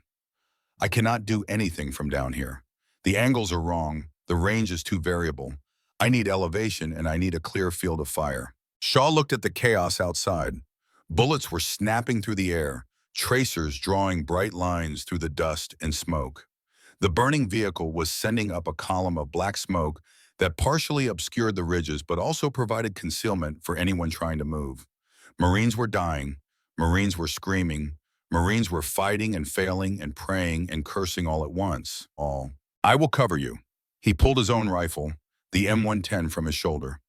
"Get to that outcropping on the left slope. There is a path that leads up to a ledge. I saw it on the approach. 50 meters of exposed ground to reach the base, then maybe 200 meters of vertical climb. Difficult but doable if you move fast." I saw it too. Of course she had. She had been scanning for exactly those kinds of positions since they entered the valley. Harlan had taught her to always look for the high ground, to always identify shooting positions, to always have a plan for when things went wrong. She had been planning this climb since the convoy entered the kill zone, even before she knew she would need to make it. Shaw reached out and gripped her arm. The contact was brief but meaningful. A connection between two people who shared something that most others would never understand. "Give them hell, Ghost." It was the first time anyone had called her that name since Harlan died. The word hit her like a physical blow, bringing with it a flood of memories and emotions that she did not have time to process. Harlan's voice echoed in her mind, giving her that name with his final breath, passing it to her like a sacred trust. She nodded once. Then she was moving. The moment Cole's boots hit the ground, the world became a hurricane of noise and violence. Bullets cracked past her head, close enough that she could feel the air displacement. Dust kicked up at her feet where rounds impacted the road surface. She ran, not blindly, not in panic, but with purpose. Her eyes had already mapped the route to the slope. Her feet knew where to step. Her body moved low and fast, presenting the smallest possible target while covering ground as quickly as humanly possible. Behind her, Shaw opened fire with his M110, sending rounds up at the ridge positions that were targeting her. He was not aiming to kill at this range. He was aiming to suppress, to force heads down, to buy her the seconds she needed. Cole reached the base of the slope and did not pause. She hit the rocks at full speed, her hands finding holds, her feet pushing off, her body climbing with an urgency that burned in every muscle. The path Shaw had mentioned was barely visible, a faint trace where mountain goats or previous soldiers had found passage up the steep face. She followed it by instinct, scrambling over boulders, ducking under overhangs, always moving upward. Bullets chipped the rocks around her. The enemy had spotted her. They knew someone was trying to reach the high ground, and they were doing everything possible to stop her. She kept climbing. Her lungs burned. Her arms screamed. Sweat poured down her face despite the cool mountain air. But she did not slow down, could not slow down. Every second she spent on this exposed slope was a second that Marines were dying below. A round passed so close to her head that she felt it tug at her hair. She threw herself behind a boulder, pressing flat, catching her breath in ragged gasps. From her position, she could see the valley below. The convoy was in chaos, vehicles burning, Marines scattered behind whatever cover they could find. Bodies on the ground, some moving, some not. The enemy fire was relentless, pouring down from both ridges, catching the Americans in a crossfire that offered no escape. She could see Kane, recognizable even from this distance by the way he moved, organizing what defense he could. She could see Cross, the lieutenant, crouched behind a wheel well, his weapon unfired, his body frozen. She could see Mercer dragging a wounded Marine toward the shelter of an MRAP. And she could see Shaw, still on the road, still firing up at the ridge, still buying her time. Cole forced herself back into motion. The ledge Shaw had mentioned was visible now, maybe 30 meters above her. A flat outcropping that jutted out from the cliff face, offering a clear view of the entire valley. The perfect sniper position. She covered those 30 meters in what felt like hours but was probably less than a minute. Every handhold was agony. Every footstep was a gamble. But finally, she pulled herself over the edge and onto the ledge. She was above the kill zone now, above most of the enemy positions. She could see them clearly, the fighters on the opposite ridge, the machine gun nests, the RPG teams preparing for another shot. The entire battlefield was spread out before her like a map, and she could read it the way a conductor reads a symphony score. Cole unslung her rifle and dropped into a prone position. The stock found her shoulder. Her cheek found the rest. Her eye found the scope. The movements were automatic, programmed into her muscles through thousands of repetitions, smooth and precise as machinery. The world narrowed. All the chaos, all the noise, all the fear and urgency faded into background static. Through the scope, there was only the target, only the crosshairs, only the space between heartbeats where the shot would live or die. This was the place Harlan had taught her to find, the still center of the storm, the point where time slowed and every detail became crystal clear. She found her first target, an RPG gunner on the opposite ridge, 200 meters away, reloading for another shot at the convoy. He was working quickly, efficiently, clearly experienced. His hands moved with the confidence of someone who had done this many times before. In another few seconds, he would send another rocket down into the trapped Marines and more would die. Cole exhaled slowly. Her finger took up slack on the trigger. The counting rhythm began, automatic as breathing, as natural as her own heartbeat. 1, 2, 3, pause. 1, 2, 3, 4. She fired. The sound of the shot was lost in the general chaos of the battle, but its effect was immediate and unmistakable. The RPG gunner jerked once, his body reacting to an impact his brain never had time to process, and went still. His weapon clattered to the rocks beside him, the rocket he had been loading rolling harmlessly away. Cole was already moving to her next target before the sound of her shot reached the opposite ridge.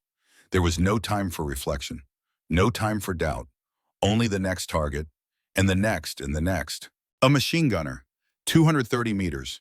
He was pouring fire down into the convoy, his PKM chattering continuously, the barrel already glowing from the heat.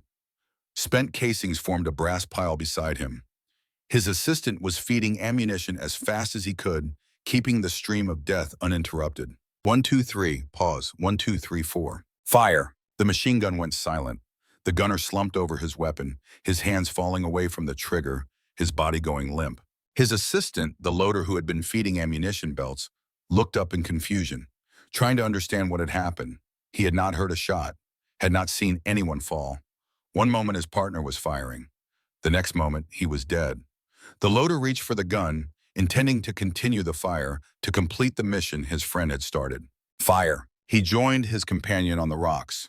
The machine gun position was silent. On the ridge, the enemy fighters were beginning to realize something was wrong. Their comrades were falling. The fire from specific positions was stopping. Something was hunting them, and they could not see what it was. Fear began to spread, the particular fear of a predator you cannot identify, cannot locate, cannot fight. Cole kept working, methodically, precisely, each shot carefully aimed, each trigger pull smooth and controlled. She was not thinking about the people she was killing. She was not thinking about anything except the mechanics of shooting, target acquisition, range estimation, wind compensation, breathing rhythm, trigger squeeze, follow through. This was what Harlan had trained her for. This was why the Griffin protocol existed. One shooter properly positioned could change the entire equation of a battle. One rifle in the right hands could save hundreds of lives. It was a cold calculus, the mathematics of death and survival. But it was real. It was true. And right now, it was the only thing keeping 300 Marines alive. Below in the valley, Marines began to notice that the incoming fire was slacking. What the hell is happening? Kane looked up at the ridges, trying to understand. The enemy positions were still visible, but fewer of them were firing. Bodies were visible on the rocks, figures that had been shooting moments ago and were now motionless. Someone is up there, One of Kane's Marines pointed at the opposite slope. Someone is shooting from above us. Kane followed the pointing finger. He could not see the shooter, could not identify the position, but he could see the results. Another enemy fighter fell even as he watched, dropping behind cover that had suddenly become useless. Who the hell is that? On the road near the rear vehicles, Shaw allowed himself a grim smile. He knew exactly who it was, and he was the only one in the valley who was not surprised. Cole's rifle spoke again and again. Each shot meant one less enemy fighter. Each trigger pull bought more time for the Marines below. But the enemy was adapting. They had figured out that someone was above them, picking them off from an elevated position. Fire began concentrating on Cole's ledge, bullets smashing into the rocks around her, chips of stone flying. She ignored it, or rather she incorporated it into her calculations, adjusting her position between shots, making herself a moving target without sacrificing accuracy. A spotter on the enemy ridge raised binoculars trying to locate her. She shot him before he could complete the sweep. An RPG team tried to set up on a new position. She killed the gunner, then the loader, when he tried to grab the weapon. A fighter with a radio was calling for reinforcements. She put a round through the radio and another through its operator. 10 targets down, 15, 20. The enemy fire on the convoy was noticeably lighter now. Marines who had been pinned were beginning to move. The chaos was still present, but it was shifting, transforming from helpless slaughter into something resembling a fight. In the valley, Gunnery Sergeant Kane was trying to make sense of what he was seeing. The ambush was failing. An ambush that should have destroyed them, that had been planned and executed with professional precision, was coming apart. And it was coming apart because of one shooter on a ledge who was systematically dismantling the enemy force one bullet at a time. Kane had seen good snipers before, had served with scout sniper teams on multiple deployments, but he had never seen anything like this. The speed, the accuracy, the complete lack of hesitation between shots. Whoever was up there was not just good, they were something else entirely. Find out who that is. He grabbed the arm of a Marine running past. When this is over, I want to know who is up there. Near the command vehicle, Lieutenant Cross was still frozen, his back pressed against the tire, his weapon clutched in hands that would not stop shaking. His eyes were wide, staring at nothing, seeing nothing except the images playing it on loop in his mind. The explosion, the fire, the bodies, the blood. He had trained for this. Years at the academy, months of combat preparation courses, countless hours studying tactics and strategy. He had excelled in the classroom. He had scored high on every evaluation. He had been told he was ready for command, ready for the responsibility, ready for war. None of it had prepared him for the reality, for the noise, for the smell, for the sight of men he was responsible for dying while he cowered behind a wheel. The gap between what he had imagined and what he was experiencing was so vast that his mind simply could not bridge it. He was paralyzed not by cowardice, but by cognitive overload, his brain unable to process the sensory assault and still function. He could hear Kane's voice somewhere in the chaos, shouting orders, directing the defense. He knew he should be doing the same. He knew that his Marines needed him, needed their officer to lead them, to tell them what to do. But the connection between knowing and doing had been severed. His body would not respond to his commands. A round struck the vehicle just above his head, and he flinched so hard that he bit his tongue. The taste of blood filled his mouth. Somewhere behind him, a Marine was screaming, the high-pitched sound of someone in terrible pain. Cross wanted to help, wanted to do something, wanted to be the leader he had always believed himself to be, but he could not move. Sir, a voice penetrated his paralysis. Sir, we need orders. Cross looked up. A sergeant was crouching beside him, face streaked with dirt and sweat, eyes urgent. The man was older than Cross by a decade, more experienced by a lifetime. He had seen this before. He knew what needed to be done, but he was waiting for authorization because that was how the system worked. Sir, the fire is slacking. We have a window to push wounded to the rear, but I need authorization to move vehicles. I need you to tell me what to do. Cross opened his mouth. Nothing came out. The words were there somewhere in his brain, but they could not find the path to his lips. He was failing. He knew he was failing, and he could not stop it. Sir, I do not. Cross's voice was barely a whisper. I do not know what to do. The sergeant stared at him for a moment. His expression shifted through surprise, then disappointment, then something like disgust. He had served under good officers and bad ones. He had never served under one who simply stopped functioning. "Stay here, sir. I will handle it." He was gone before Cross could respond, organizing Marines, directing movement, doing the job that the lieutenant should have been doing, taking control because someone had to, because lives depended on it, because waiting for the officer to recover was not an option. Cross watched him go and felt something die inside him, some image of himself, some belief in his own competence crumbling under the weight of his failure. He had always thought he would rise to the occasion when the moment came. He had always believed that crisis would reveal his true character, and that character would be heroic. Now he knew the truth, and he would have to live with that knowledge for the rest of his life. Further down the convoy, Corporal Jake Mercer was having a very different experience. When the ambush started, his first instinct had been panic. Pure animal terror that screamed at him to run, to hide, to make himself as small as possible, and pray that the bullets found someone else. His body had wanted to curl up behind the wheel well and stay there until the shooting stopped, until someone told him it was safe, until the nightmare ended. But then he had seen Ruiz. The young private was wounded. A round had caught him in the leg as he tried to exit the vehicle, dropping him in the open, halfway between the troop carrier and the nearest cover. He was dragging himself forward, leaving a red trail on the road surface, his face a mask of pain and fear. His hands clawed at the dirt, pulling himself inch by inch towards safety that seemed impossibly far away. And suddenly, Mercer was not thinking about himself anymore. He did not make a conscious decision. There was no heroic thought, no noble impulse that he could later point to and say, "This is why I acted." He simply saw a fellow Marine in trouble and his body moved. The fear was still there, screaming in the back of his mind, but it was not in control anymore. Something else was driving him, something deeper than fear, something that Mercer had not known he possessed. He was moving before he made a conscious decision, sprinting from behind his cover, ignoring the bullets that cracked past him. He reached Ruiz in seconds, grabbed him under the arms, and began dragging him toward the shelter of an MRAP. A round hit his vest. The impact was like being punched by a giant, driving the air from his lungs, sending white stars exploding across his vision. The force knocked him sideways, nearly dropping Ruiz. But the ceramic plate held.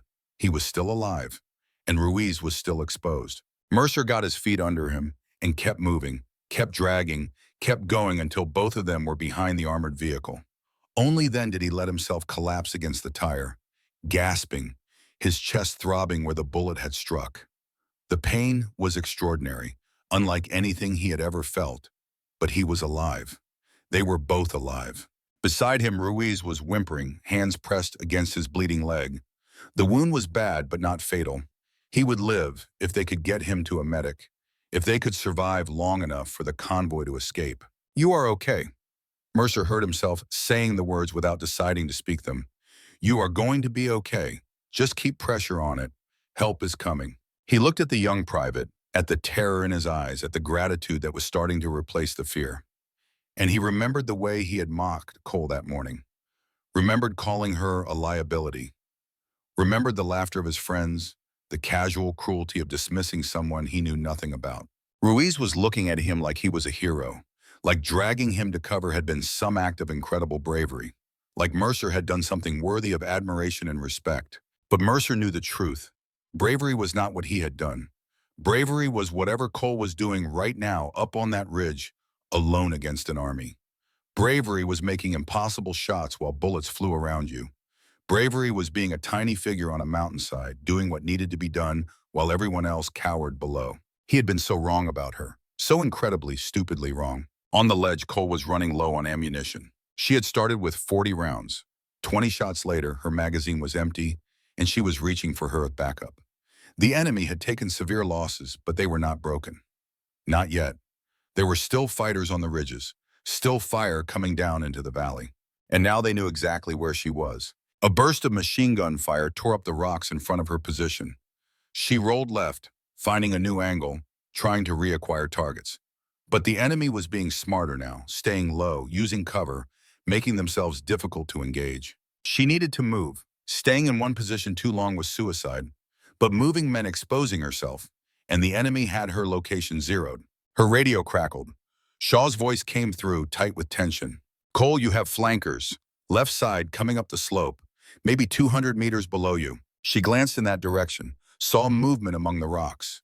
Figures in brown clothing, carrying weapons, working their way toward her position. The enemy was sending a team to kill her, to eliminate the threat that was dismantling their ambush. She had maybe 5 minutes before they reached her. Understood. Her voice was calm despite the situation. I need to buy more time. The convoy is starting to move. Shaw's voice carried something like hope. They are pushing vehicles back, making room to turn around.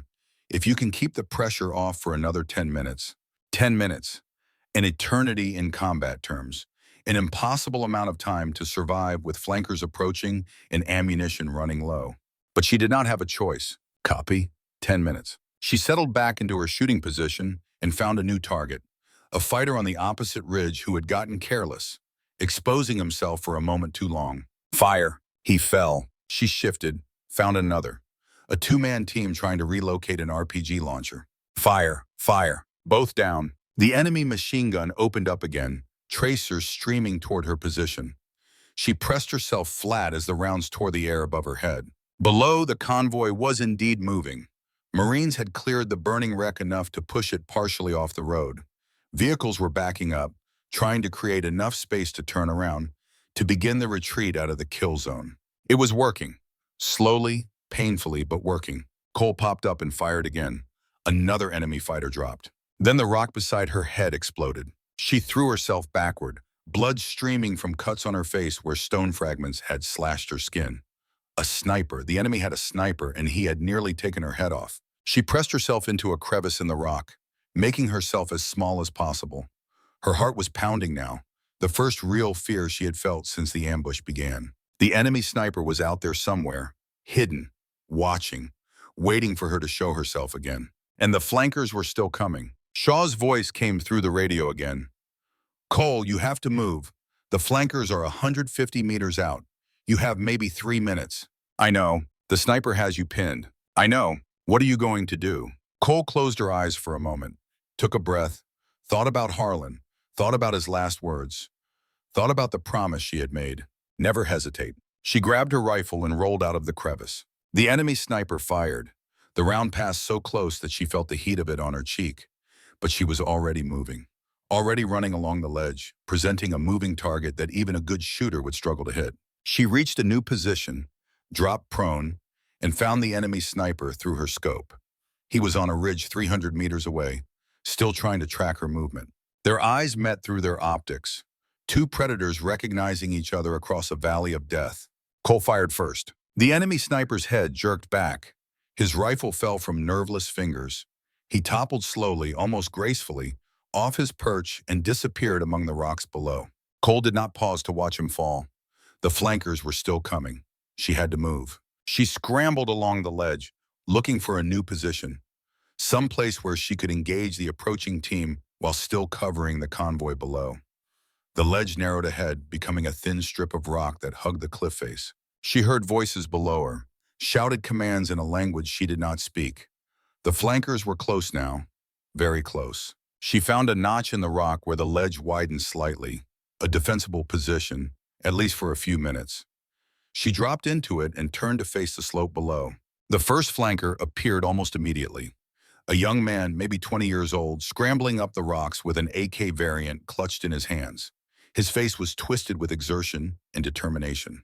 Cole put her crosshairs on his chest. For a moment, her finger hesitated on the trigger. He was so young, not much older than the boy she had been unable to shoot 3 years ago. Then she remembered Harlan's words, "Never hesitate when lives depend on you." She fired. The young fighter fell backward, tumbling down the slope, his weapon clattering away into the rocks. The second flanker appeared, older, more cautious. He saw his companion fall and threw himself behind a boulder. Cole waited, patient, still. The fighter peeked around the boulder's edge. Just his head. Just for a moment. A moment was enough. Fire. 2 down. How many more? Her question was answered when 3 more fighters appeared simultaneously, spreading out, using cover, approaching from different angles. They had learned from their comrades' deaths. They were being smart now. Cole shot one. The other 2 went to ground, pinning her with fire while they continued to advance. Her ammunition was critically low. Maybe 10 rounds left. Not enough, not nearly enough. She keyed her radio. Shaw, I'm in trouble up here. Flankers are on me. I see them. Shaw's voice was strained. I am trying to get a shot, but the angle is bad. The convoy, almost clear. 2 more minutes and they will have room to turn around. 2 minutes. She had to hold for 2 more minutes. Cole rose from her position and fired. One of the flankers went down. The other returned fire, rounds snapping past her head, forcing her back into cover. She was bleeding from the cuts on her face. Her arms were shaking from exhaustion. Her ammunition was down to single digits. But she was not done yet. She waited for a lull in the incoming fire, then popped up and scanned for the remaining flanker. He was there, 40 meters below her, using a rock formation for cover. 40 meters. She could make that shot with her eyes closed. But as she put her crosshairs on his position, something else caught her attention. Movement on the highest peak of the ridge opposite her, a figure standing in the open, silhouetted against the sky. She shifted her scope to look at him, and her blood turned to ice. The figure was young, early 20s. He wore the clothing of a local fighter, but he stood with the bearing of a commander. A radio was in one hand, binoculars in the other. He was directing the battle, coordinating the fighters who were still engaging the convoy. But that was not what froze Cole's heart. It was his face. Through her scope, magnified and crisp despite the distance, she could see his features clearly. The sharp nose, the dark eyes, the scar that ran along his left cheekbone, a mark that had not been there 3 years ago. But the face itself was unmistakable. Older now, hardened by time and war, but still recognizable. The boy from the compound, the teenager she could not shoot, the child whose life she had spared while Harlan bled out in her arms. He was here. He was commanding this ambush, and he was looking directly at her through his binoculars, as if he somehow knew, as if he could feel her eyes on him across the valley. Cole stared through her scope at the face of the enemy, at the face of her greatest failure, at the face that had haunted her dreams for 3 years. She had let him live. She had chosen his life over her mission, over her mentor, over everything she had been trained to do. And now he was here, killing Marines, killing her brothers and sisters in uniform, killing because she had been unable to pull a trigger when it mattered most. Her crosshairs settled on his chest. Her finger found the trigger. 400 meters. Difficult, but not impossible. She had made harder shots in training. She could make this one. All she had to do was squeeze, but she could not move, could not breathe, could not do anything except stare at the face of the boy she had once saved, now grown into a man who wanted her dead. Then the flanker she had forgotten about opened fire. The rounds tore into the rocks around her, forcing her to dive for cover. By the time she could look again, the figure on the peak was gone. The past had found her. The consequences of her mercy had come home. And the battle was not over yet. Far below, in the chaos of the convoy, the Marines were finally turning around. Vehicles roaring, wheels spinning, the desperate retreat beginning at last. But Cole knew the truth. She knew who was commanding this ambush. She knew that the boy she had spared would not let them escape easily. The worst was yet to come, and when it came, she would have to make a choice. The same choice she had failed to make 3 years ago. Ghost reborn. There are moments in war that compress a lifetime into a single heartbeat. Moments when everything you have done and everything you have become is tested against a reality that does not care about your training or your intentions or your hopes. Moments when the universe asks a simple question and demands an immediate answer. For Elena Cole, that moment had arrived. The face in her scope was older now, harder. The softness of adolescence had been burned away by 3 years of war, replaced by the sharp edges of a man who had seen too much and done too much to ever go back to innocence. Lines had formed around his eyes that had not been there before. A scar ran along his cheekbone, white against the darker skin, a testament to violence survived.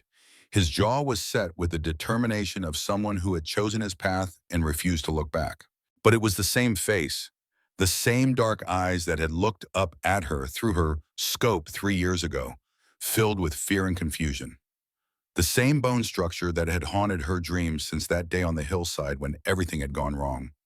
The same person, transformed by time and circumstance into something she barely recognized but could never forget. Elena Cole stared through her scope at the boy she had saved, the boy who had grown into a killer, the boy whose life she had purchased with Harlan's blood. He stood on the highest peak of the ridge, silhouetted against the morning sky, directing the battle with the confidence of someone who had done this many times before. His radio crackled with transmissions in a language she did not speak but could understand well enough. Orders, coordinates, commands that sent fighters to their deaths and Marines to their graves. His binoculars swept the valley below, tracking the chaos his ambush had created. His posture radiated command, the casual authority of a leader who expected to be obeyed and had earned that expectation through years of ruthless effectiveness. And he was looking directly at her, not at her position exactly. He could not have known precisely where she was hidden among the rocks. But his binoculars were pointed in her direction, scanning the slope where his fighters were dying, searching for the threat that was dismantling his carefully planned ambush. One precise shot at a time, he knew something was up there. Something was killing his men, and he was trying to find it. Cole's crosshairs rested on his chest. 400 meters. A difficult shot, but not impossible. The wind was variable, gusting between the peaks, but she had made harder shots in training. She had made harder shots in combat. Harlan had pushed her to master distances that most shooters considered theoretical. She knew the ballistics. She knew her weapon. She knew her own capabilities. All she had to do was calculate the windage, control her breathing, and squeeze the trigger. All she had to do was kill the boy she had once chosen to spare. Her finger rested on the trigger. The pressure was there, waiting, a fraction of a pound from sending a bullet across the valley and ending everything. The mechanics were simple. The physics were straightforward. She had done this hundreds of times before. But her finger would not move. Her hand would not complete the motion. Her body refused to follow the orders her mind was screaming. Not again, not again, not again. The words echoed in her head like a drumbeat. The same paralysis that had cost Harlan his life was gripping her now, in the worst possible moment, when Marines were dying below and every second of hesitation was measured in blood. The irony was not lost on her. She had spent 3 years punishing herself for that moment of weakness, had promised on Harlan's grave that she would never hesitate again. And here she was, frozen, watching through her scope as the past refused to release its grip. She saw the boy's face from 3 years ago, frightened, confused. A child pressed into service by men who should have protected him. She saw him standing beside the commander she was supposed to kill, his young hands trembling on a rifle that was too big for him. She saw Harlan bleeding out on the rocks, heard his voice telling her it was not her fault, felt his hand squeezing hers as the life drained from his body. And she saw the man in her scope now, the commander, the killer, the enemy who was directing fire that was slaughtering her fellow Marines. The past and present collided in her mind, creating a confusion that threatened to overwhelm her completely. Then a burst of gunfire tore up the rocks beside her position, and the moment shattered. Cole threw herself sideways, rolling behind a boulder as rounds cracked through the space she had occupied. The flanker she had forgotten was still there, still advancing, still trying to eliminate the threat she represented. She had lost sight of the enemy commander. When she looked again, the peak was empty. He had moved, disappeared into the rocks, gone to some other position where he could continue directing the battle. The moment had passed. The shot had not been taken. Cole pressed her back against the boulder and tried to control her breathing. Her hands were shaking. Actually shaking, something that had not happened since her first week of sniper training. The encounter had rattled her in ways she had not expected, had not prepared for. 3 years of guilt and nightmares had crystallized into a single moment of paralysis, and she had failed. Again, Shaw's voice crackled through the radio in her vest pocket. Cole, status report. The flankers are closing on your position. I count 1 remaining hostile, maybe 50 meters below you. Moving fast. She pulled the radio and keyed the transmit button. Her voice came out steadier than she felt, the professional discipline overriding the emotional turmoil beneath. 1 flanker remaining. I had eyes on the enemy commander. I lost the shot. A pause on the other end. Then Shaw's voice, careful and controlled. The commander, you saw him. I recognized him. Another pause. Longer this time. Shaw understood immediately what she was not saying. He remembered that day 3 years ago as clearly as she did. He had been there. He had been the one she and Harlan had dragged to safety. He knew exactly who the enemy commander was and why seeing him had frozen her in place. Cole, his voice was different now, softer, almost gentle. The voice of someone who understood because he had been through his own version of that moment. We will deal with that later. Right now, you need to survive the next 5 minutes. Can you do that? She took a breath. Let it out slowly. Push the emotions down into the dark place where she kept all the things she could not afford to feel. The compartmentalization that Harlan had taught her. The ability to set aside everything except the immediate task. Yes, good. The convoy is almost clear. They are turning the lead vehicles around.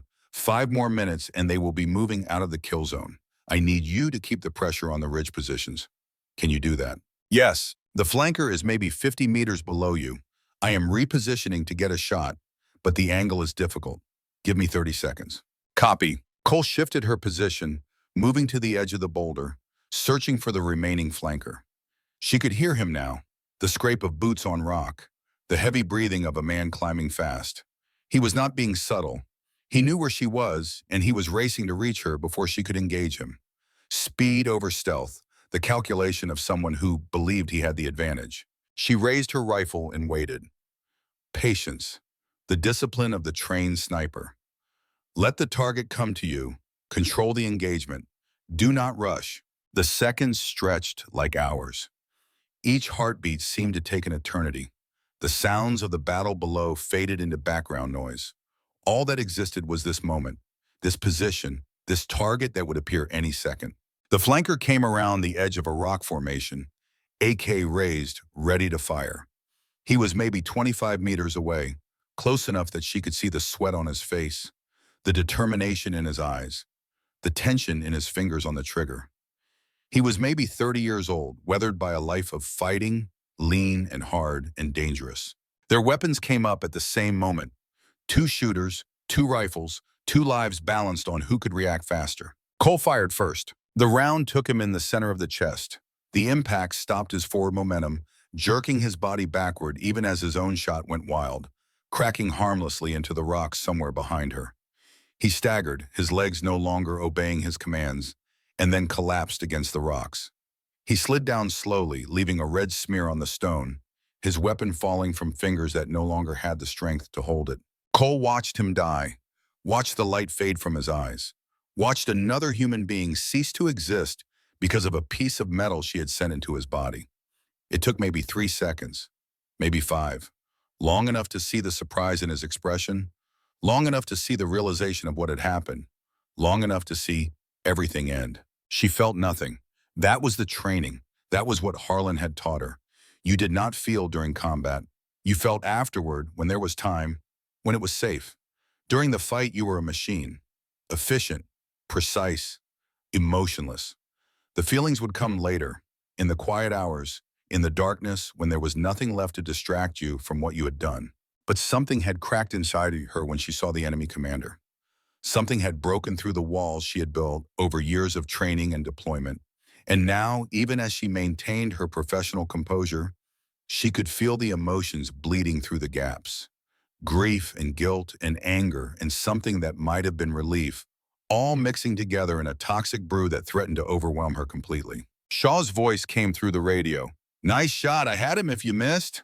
"I never miss." "No, you do not." She began moving again, looking for a new position, somewhere she could see the ridge and continue engaging targets. The convoy needed 5 more minutes. She would give them 5 more minutes. That was the mission. That was what mattered. Below, in the valley, the situation had transformed. What had started as a massacre was becoming something else, something that looked almost like victory. The vehicles were moving, slowly, painfully, but moving. The burning wreck that had blocked the road had been pushed aside far enough to create a gap. Marines had worked with desperate strength, using whatever leverage they could find, ignoring the rounds that cracked overhead, focused only on clearing a path to survival. The lead vehicles were turning around, beginning the retreat out of the kill zone. Engines roared and wheels spun, kicking up clouds of dust that mixed with the smoke from the burning MRAP. Marines were loading wounded into the rear vehicles, converting cargo trucks into makeshift ambulances, carrying men who could not walk and dragging men who could barely stand. Gunnery Sergeant Kane was everywhere at once, a force of nature in human form, shouting orders, directing traffic, keeping the evacuation moving despite the continued fire from the ridges. His voice had gone hoarse from yelling, cracking on words that needed to carry across the chaos. There was blood on his uniform from wounds he had not stopped to treat, cuts and scrapes that he would not feel until the adrenaline wore off. His face was streaked with dust and sweat, his eyes red from smoke and exhaustion. But he was functioning. He was leading. He was doing what needed to be done. This was what 20 years of service had prepared him for. This was the moment when everything he had learned and everything he had survived came together. He had been in ambushes before. He had been in worse situations than this, in valleys that had no exits and against enemies that had no mercy. He had learned that the difference between survival and death was often nothing more than will. The will to keep moving when everything told you to stop. The will to give orders when every instinct screamed for you to hide. The will to be the leader your Marines needed, even when you were just as scared as they were. Get that wounded man into the truck. Kane grabbed a Marine by the shoulder and pointed. You and you, help him. Move it. He had also noticed what was happening on the slope above them. The sniper fire had continued throughout the evacuation. Methodical, precise. Every few seconds, another enemy position would go silent. Every few seconds, another threat would be eliminated. The rhythm was almost hypnotic, a steady drumbeat of salvation that allowed the convoy to survive moments that should have killed them all. Kane had served with scout sniper teams on multiple deployments. He knew what professional marksmanship looked like.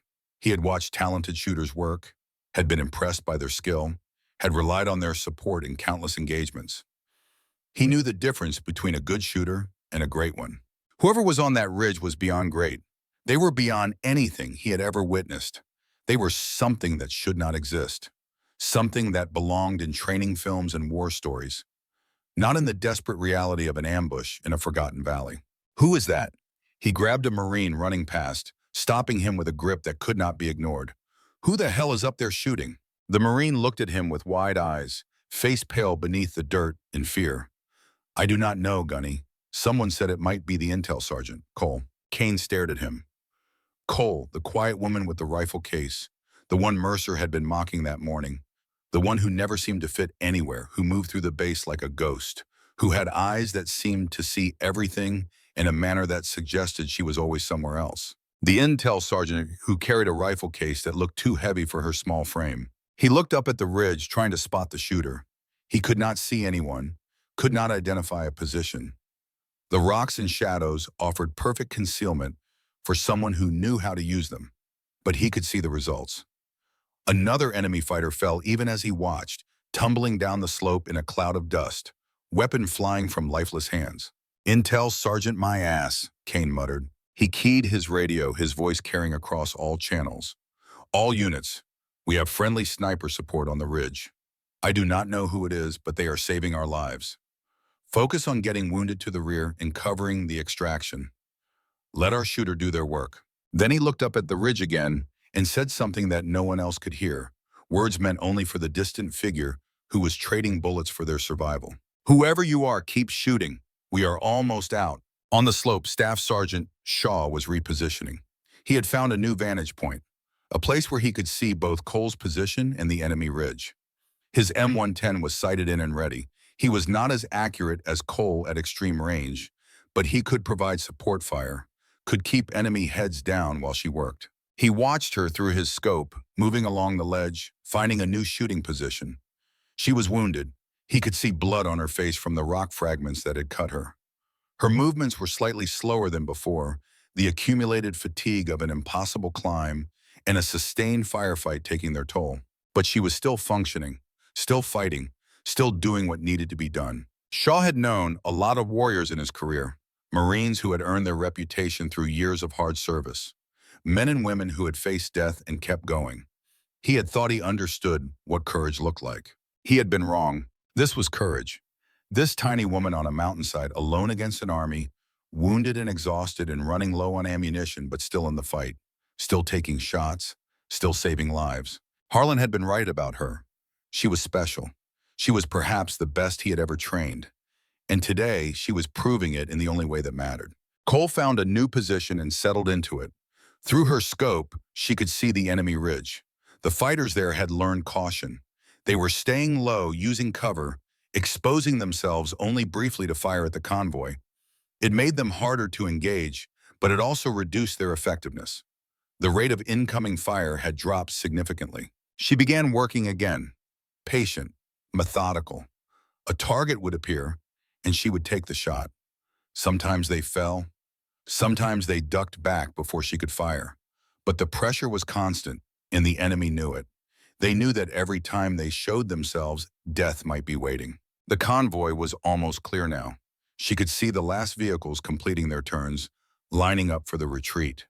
Marines were piling into whatever transport was available, leaving the destroyed vehicles behind, carrying wounded comrades on their backs when there was no room in the trucks. They were going to make it, against all odds, against a perfectly executed ambush, against terrain that should have killed them all. They were going to make it. Then she saw the medical evacuation vehicle.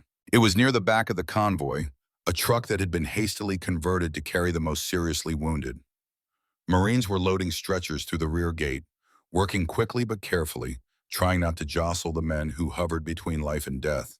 There were 5 wounded in that truck, maybe 6. Men who had taken bullets and shrapnel in the opening moments of the ambush. Men who needed surgery and blood transfusions and the kind of medical care that only existed hours away from this valley. If that truck made it out, they might survive. Cole scanned the ridge above the truck, looking for threats, looking for anyone who might try to stop the evacuation. She found him. On the highest peak of the opposite ridge, 400 meters away, a figure was moving into position. She recognized the silhouette immediately. The same bearing, the same confident movements. The enemy commander. He was carrying an RPG. Cole's blood turned to ice. He had positioned himself perfectly. The angle was ideal. The range was optimal. From where he stood, he had a clear shot at the medical vehicle, and there was nothing between him and his target except 400 meters of thin mountain air. If he fired, the truck full of wounded Marines would cease to exist. Cole shifted her position, bringing her rifle to bear on the distant figure. 400 meters, at the absolute edge of her weapon's effective range. The wind was swirling between the peaks, unpredictable and dangerous. She had taken harder shots in training, but not by much, and never with stakes this high. The commander was settling into his firing position. He was experienced, professional. He moved with the economy of someone who had done this many times before. In another few seconds, he would be ready to fire. Cole began her calculations. Wind speed, direction, angle, distance. All the variables that would determine whether her bullet found its target or sailed harmlessly past. Her mind worked through the mathematics with practiced efficiency, turning the chaos of nature into numbers that could be managed, predicted, controlled. But there was another variable, one that no amount of calculation could account for. The man in her scope was the boy she had saved, the person she had chosen to spare, the face that had haunted her for 3 years. The reason Harlan was dead and the Griffin Protocol was destroyed, and she had spent every night since reliving the worst moment of her life. If she fired and missed, he would destroy the medical vehicle and everyone in it. 6 wounded Marines would die. Men who had families waiting for them. Men who had survived the ambush only to be killed by a rocket she failed to stop. If she hesitated, the same thing would happen. The rocket would fly, the vehicle would burn, the wounded would die. Either way, the consequences of her choice 3 years ago were coming due. Either way, she would have to live with what happened next. Either way, the universe was demanding payment for a debt she had not known she was incurring when she lowered her rifle and let a frightened teenager live. She found him in her scope. The crosshairs settled on his chest. Her finger took up slack on the trigger. The commander raised the RPG to his shoulder. His movements were smooth, professional. The launcher settled against him with the familiarity of long practice. His eye found the sight. His finger found the trigger. Cole exhaled slowly. The counting rhythm began. 1, 2, 3. Pause. 1, 2, 3, 4. Her finger tightened on the trigger. And then the wind shifted. A gust came through the valley, stronger than the others, swirling between the peaks in a pattern she could not predict. The dust devils that spun across the ridge testified to its power. At 400 meters, that wind would push her bullet off course. How far, she could not calculate. Maybe just enough to matter. Maybe too much to overcome. She had a choice. Fire now, with the wind unpredictable and the shot uncertain. Or wait for the gust to pass, knowing that every second of waiting was a second the commander was using to aim. The mathematics of uncertainty, the calculus of risk. All the training in the world could not provide an answer when the variables exceeded human ability to calculate. Never hesitate, Harlan's voice echoed in her mind. Whatever happens, never hesitate. But she had hesitated before. She had chosen mercy over mission, and Harlan had died. She had trusted her judgment over her orders, and everything had fallen apart. And now that same choice was presenting itself again. Fire uncertain or wait for certainty. Risk missing or risk waiting too long. Trust her instincts or trust her calculations. Be human or be a machine. The commander was aiming now. His body was steady. His posture was perfect. She could see through her scope that his breathing had slowed, that his finger was taking up slack on the RPG trigger. In another 2 seconds, maybe 3, the rocket would leave the launcher and there would be no stopping it. Cole made her choice. She fired. The rifle kicked against her shoulder. The bullet left the barrel at nearly 3,000 feet per second, crossing the 400 meters in a fraction of a heartbeat. She watched through her scope as the shot traveled, as the wind caught it, as the physics of the universe determined whether she had succeeded or failed. The bullet struck stone 2 inches to the left of the commander's head. A miss, close, impossibly close, but still a miss. 2 inches, the width of a finger, the margin between salvation and catastrophe. The commander flinched. The impact had startled him, had thrown off his concentration for a crucial moment. Stone fragments peppered his face. His carefully aimed shot was disrupted, but he was still standing, still holding the RPG, still ready to fire. Cole was already working the bolt, chambering another round, knowing she was out of time. The mechanical motion was smooth, practiced, requiring less than a second. But a second was an eternity when someone was about to fire a rocket at a truck full of wounded Marines. She could not reload fast enough. She could not fire again before he did. The medical vehicle was going to die and everyone inside it, and there was nothing she could do to stop it. Then she heard the second shot. It came from below her, from a different angle, from a position she had not been watching. A familiar sound, the crack of a M110, the weapon that Staff Sergeant Shaw carried. The distinctive report of a rifle she had heard 1,000 times in training and a handful of times in combat. The commander jerked backward. The RPG launcher tilted upward, pointing at the sky instead of the valley. The rocket fired, but the angle was wrong.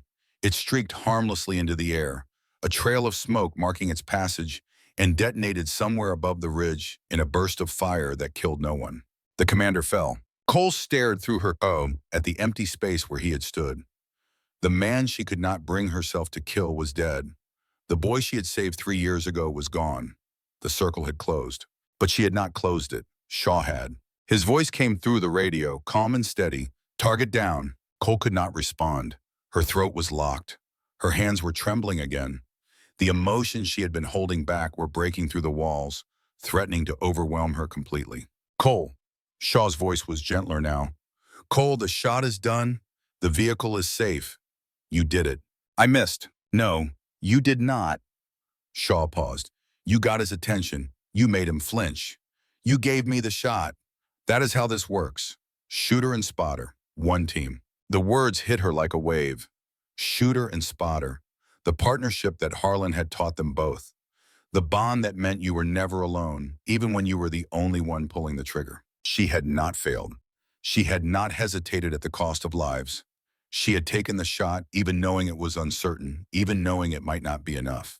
And Shaw had been there to back her up. That was how it was supposed to work. The medical vehicle was moving now, pulling out with the rest of the convoy, carrying its precious cargo of wounded Marines towards safety. They were going to live. Because she had fired when she needed to fire, even when she was not sure. Because she had not hesitated. Cole rested her head against the stock of her rifle and let herself breathe. Just breathe. The battle was not over, not quite, but the critical moment had passed. The convoy was escaping. The wounded were safe. The enemy commander was dead. And somewhere, wherever the spirits of fallen warriors went, she hoped Harlan was watching. Below in the valley, the convoy was completing its extraction. The vehicles moved in a long line, engines roaring, wheels churning up dust. Marines hung from windows and doors, weapons pointed at the ridges, ready for any final attack that might come. But the enemy fire had slackened to almost nothing. The ambush had failed. The fighters who remained were more concerned with survival than with continuing the fight. Gunnery Sergeant Kane stood in the back of the last vehicle, watching the valley recede behind them. His body ached from wounds he had not stopped to count. His voice was destroyed from hours of shouting. but something like satisfaction was spreading through his chest. They had made it. Not all of them. There were bodies back in that valley, Marines who would never see home again. But most of them had survived. Most of them were heading back to base, to safety, to another day of life. And they owed it to the shooter on the ridge. Kane had not seen who it was, had not gotten confirmation of the identity, but he had a feeling he knew. The quiet woman with the rifle case, the one everyone had dismissed, the one who had disappeared into the rocks and returned death to the enemy. He would find out when they reached base. He would learn the truth about who she was and what she had done, and then he would make sure everyone else learned it too. In the command vehicle, Lieutenant Cross sat in silence. His hands had stopped shaking. His mind had cleared enough to function.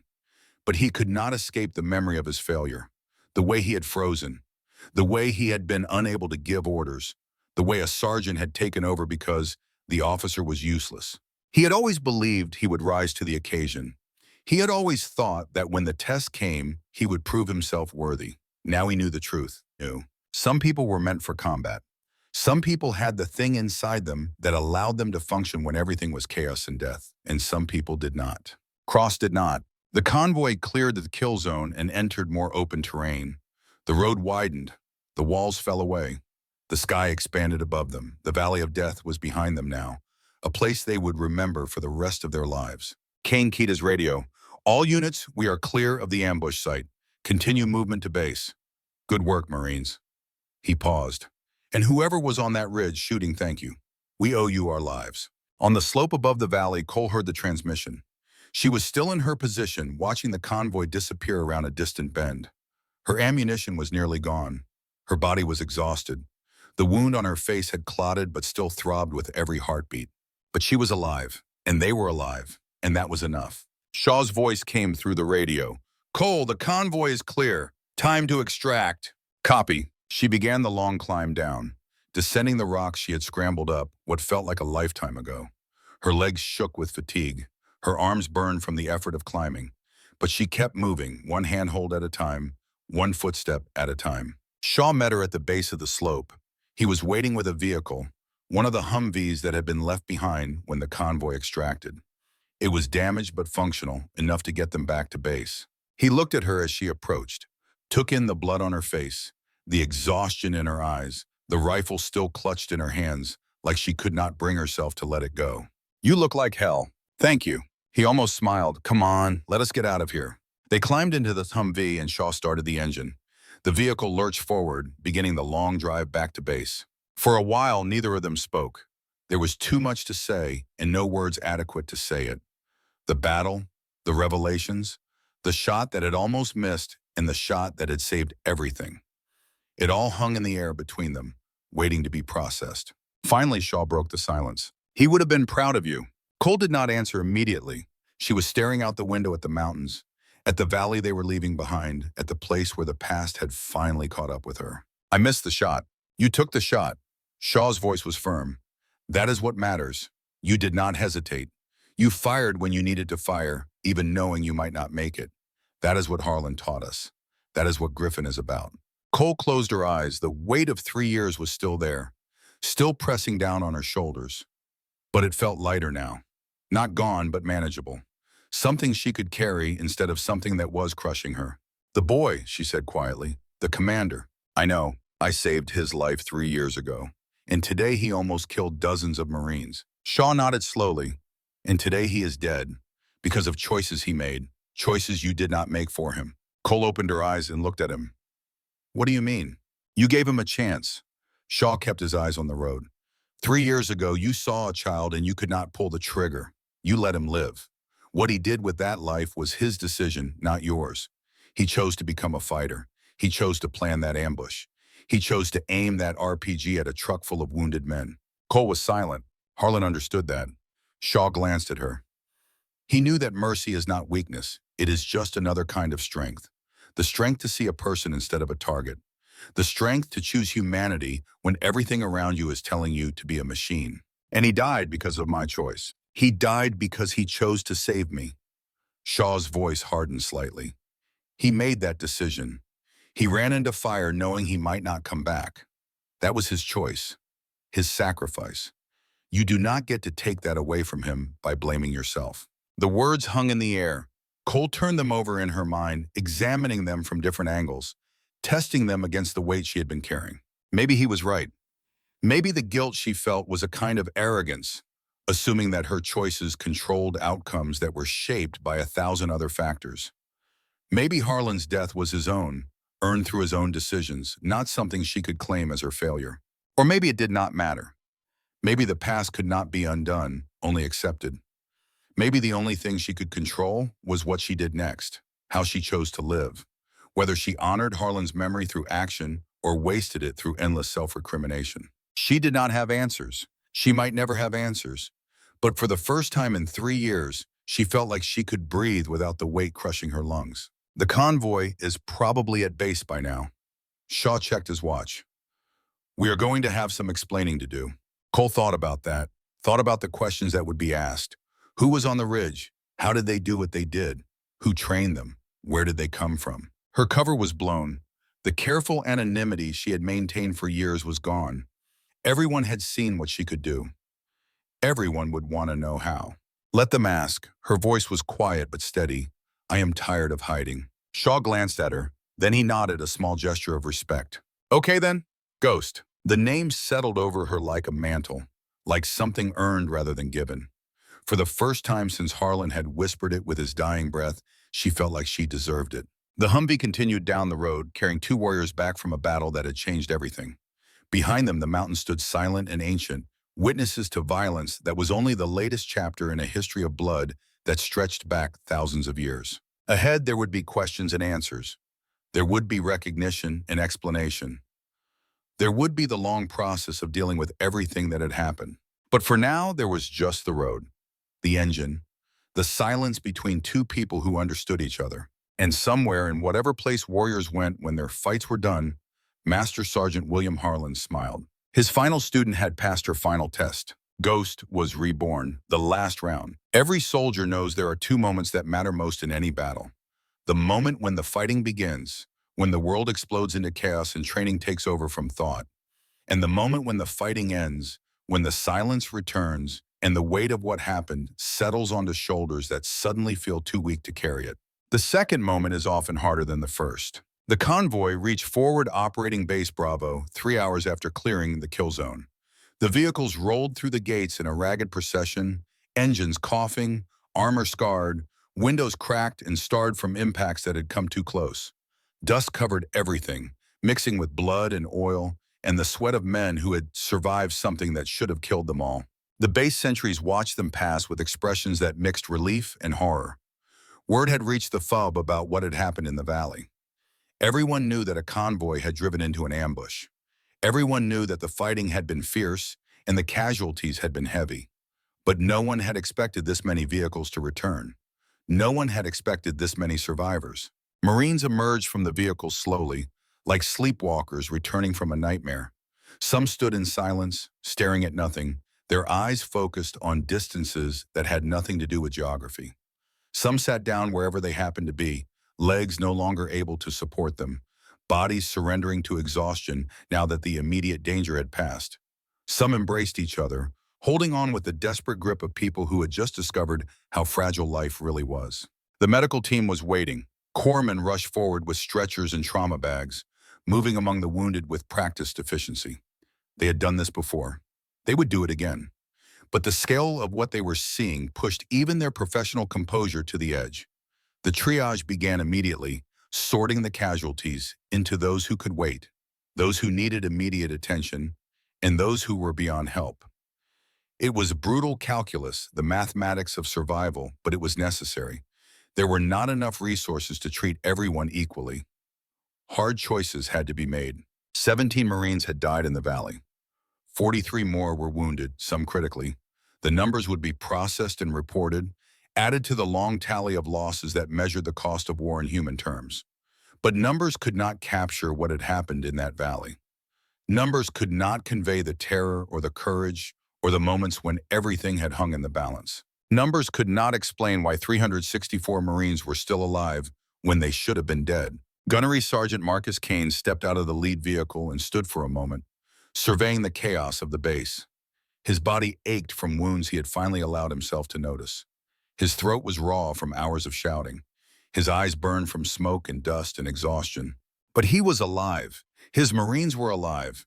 And somewhere in the confusion around him, there was a woman he needed to find. He grabbed a corpsman who was rushing past. The intel sergeant, Cole. Where is she? The corpsman shook his head. I do not know, Gunny. I have not seen her. Kane released him and pushed deeper into the base, searching faces, looking for the small woman who had done the impossible. He needed to find her, needed to thank her, needed to understand who she really was and how she had done what he had witnessed from the valley floor. He found Staff Sergeant Shaw first. Shaw was standing near the memorial wall alone, his rifle slung across his back. He looked as exhausted as Kane felt, but there was something in his eyes that went beyond physical fatigue, a weight that came from knowing things that most people would never understand. Staff Sergeant. Kane approached him. Where is she? Where is Cole? Shaw turned to face him. His expression was carefully neutral, the mask of someone who had spent years keeping secrets. She is being treated at the medical tent. Minor wounds. She will be fine. Kane studied him for a long moment. You know her. You know what she is. Shaw did not answer immediately. He seemed to be weighing something, deciding how much to reveal. Finally, he spoke. I know what she was trained to be. I know what she did today. Beyond that, Gunny, I think you should ask her yourself. Kane nodded slowly. He understood the unspoken message. There were things about Cole that Shaw would not reveal, boundaries that even gratitude could not cross. Whatever secrets the intel sergeant carried, they would remain hers to share or keep as she chose. She saved us. Kane's voice was rough with emotion he rarely showed. All of us. Every Marine who walked out of that valley owes their life to her. Then tell her that. Shaw's eyes met his. She needs to hear it, more than you know. Kane left him there and headed for the medical tent. Inside, the chaos was controlled but intense. Corpsmen moved between cots, treating wounds, administering medications, preparing the most critical cases for helicopter evacuation. The air smelled of antiseptic and blood, the familiar perfume of military medicine. Kane found Cole in a corner, sitting on the edge of a cot, while a corpsman finished bandaging the cuts on her face. She looked smaller than he remembered, diminished somehow by the removal of her gear and the absence of the rifle that had seemed like an extension of her body. Her eyes were distant, focused on something only she could see. The corpsman finished his work and moved away. Kane stood in his place, looking down at the woman who had saved his battalion. For a long moment, neither of them spoke. Then Kane did something he had not done in 20 years of military service. He came to attention and rendered a salute. Cole looked up at him, surprise flickering across her face. Gunny? She started to stand. You do not have to. Stay seated. His voice was gruff but gentle. You have earned the right to stay off your feet. He lowered the salute but remained at attention. 364 Marines walked out of that valley today. Every single one of them owes their life to you. I do not know who you are. I do not know where you learned to shoot like that. But I know what you did, and I wanted you to hear it from me personally. He paused, struggling with words that did not come easily to a man like him. Thank you, Sergeant. From me, from every Marine in this battalion, thank you.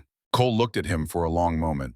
Her eyes glistened with something that might have been tears, but her voice was steady when she spoke. I just did what needed to be done, Gunny. Nothing more. Kane almost smiled. Yeah, that is what the good ones always say. He relaxed his posture, the formal moment passing. When you are cleared by medical, I want to talk to you. Properly. There are going to be questions about what happened out there, and I want to make sure you get the recognition you deserve. Cole shook her head slightly.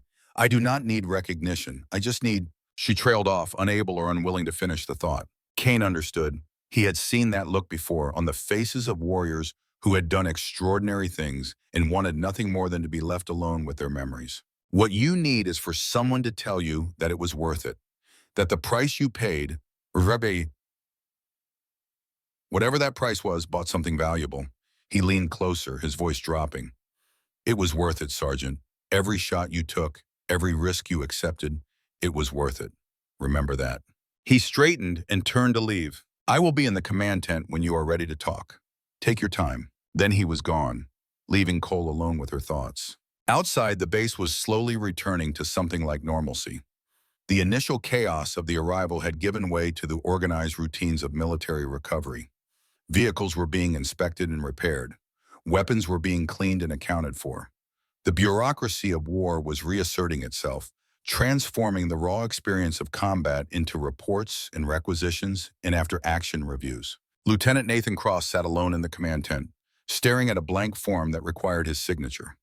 The paper documented the events of the ambush, summarizing in cold official language the deaths and injuries and tactical outcomes of the engagement. His name would appear at the bottom, certifying that the information was accurate, that the mission had been executed as described. But the form said nothing about his failure. It did not mention that he had frozen under fire. It did not describe the way he had cowered behind a wheel while his Marines died. It did not capture the moment when a sergeant had looked at him with disgust and taken over the duties that Cross should have performed. The form was a lie, and he was expected to sign it. He heard footsteps behind him and turned to find Cole standing in the entrance of the tent.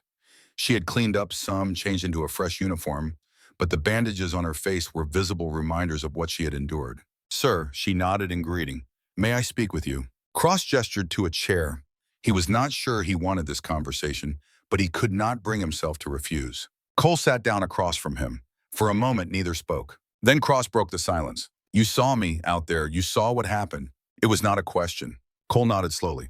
"I saw you, sir." Cross closed his eyes. The shame washed over him again, fresh and hot, as if the failure had just occurred. "I froze. People were dying, and I could not move. I could not think. I could not do anything." He opened his eyes and looked at her. "I am supposed to be a leader. I am supposed to be the one who knows what to do. And when it mattered, I was useless."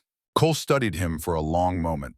Her expression was not judgmental, not pitying, just thoughtful. "Sir, may I tell you something?" Cross nodded. Gunny Kane froze his first time in combat.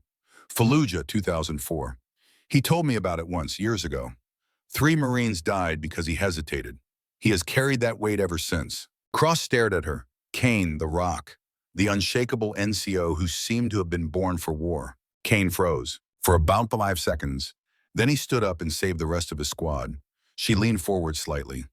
"The measure of a leader is not whether they stumble. Everyone stumbles. The measure is whether they get back up." Cross looked down at the form on the table. The lie that told the truth about nothing that mattered. "I do not know if I can get back up." Cole was quiet for a moment. Then she spoke, her voice soft but firm. "Sir, when I was on that ridge, there was a moment when I could not pull the trigger. The enemy commander was in my sights, and I could not fire. My hands would not obey. My training failed. Everything I thought I knew about myself turned out to be wrong." She paused. "I did not know if I could get back up either, but I did, because there was no other choice. Because people were counting on me. Because the alternative was letting everyone down." Cross met her eyes. "How do you live with it? The knowledge of what you failed to do." Cole considered the question. "You do not live with it, sir. Not the way you are asking. You cannot make peace with failure. You cannot forgive yourself and move on as if it never happened." She shook her head. "What you can do is use it. Let it drive you. Let it make you better. Every time I pick up a rifle, I remember what happened when I hesitated, and that memory makes me stronger." Cross was silent for a long time. Finally, he spoke. "Thank you, Sergeant, for the honesty, for not pretending that everything is fine." Cole stood. "Sir, everything is not fine, but it can be better. That is all any of us can hope for." She turned to leave, then paused at the entrance. "For what it is worth, sir, you stayed at your post. You did not run. You did not abandon your Marines. You froze, but you did not flee.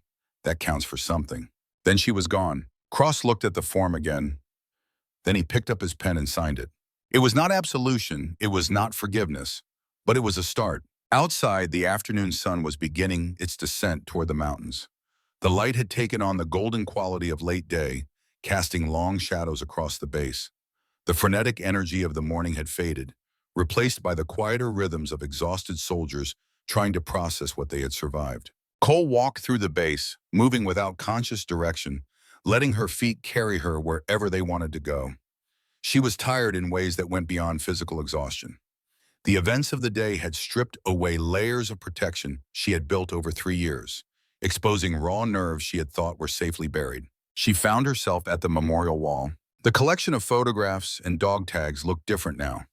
The dust had been cleaned away, probably by someone who had survived the ambush and felt the need to honor those who had not.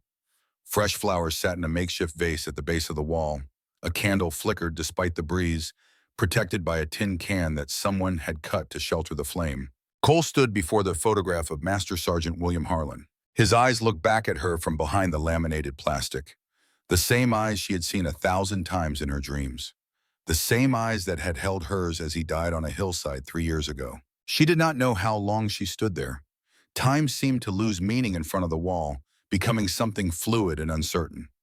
The sun continued its descent. The shadows grew longer.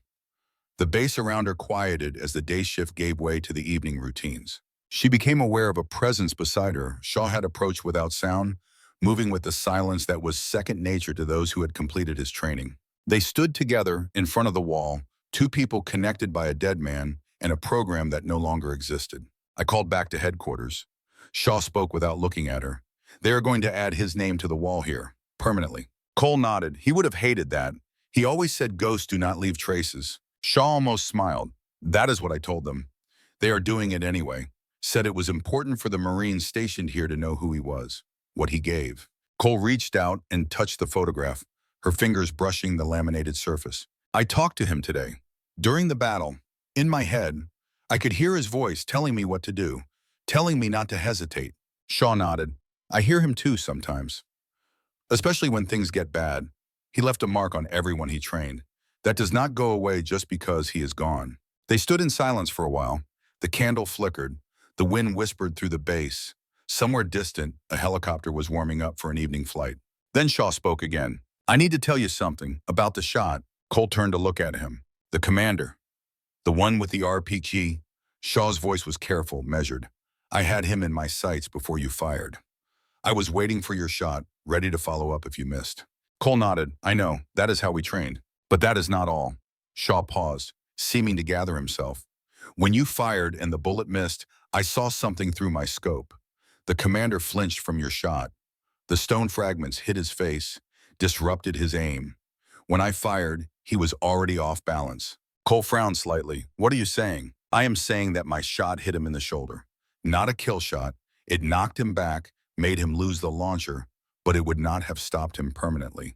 He was still moving when he fell. Cole stared at him. Then how? Your bullet. Shaw met her eyes. After it hit the stone, it fragmented. A piece of the jacket ricocheted into his neck. You could not have seen it from your angle, but I watched it happen through my scope. The fragment severed his carotid artery. Cole felt the world tilt slightly. You are saying, did not miss. I am saying we both hit him. Shaw's voice was soft. My shot knocked him down. Your fragment killed him. We worked as a team, just like Harlan taught us. Cole turned back to the photograph. Her hands were trembling slightly, the accumulated emotion of the day finally finding expression.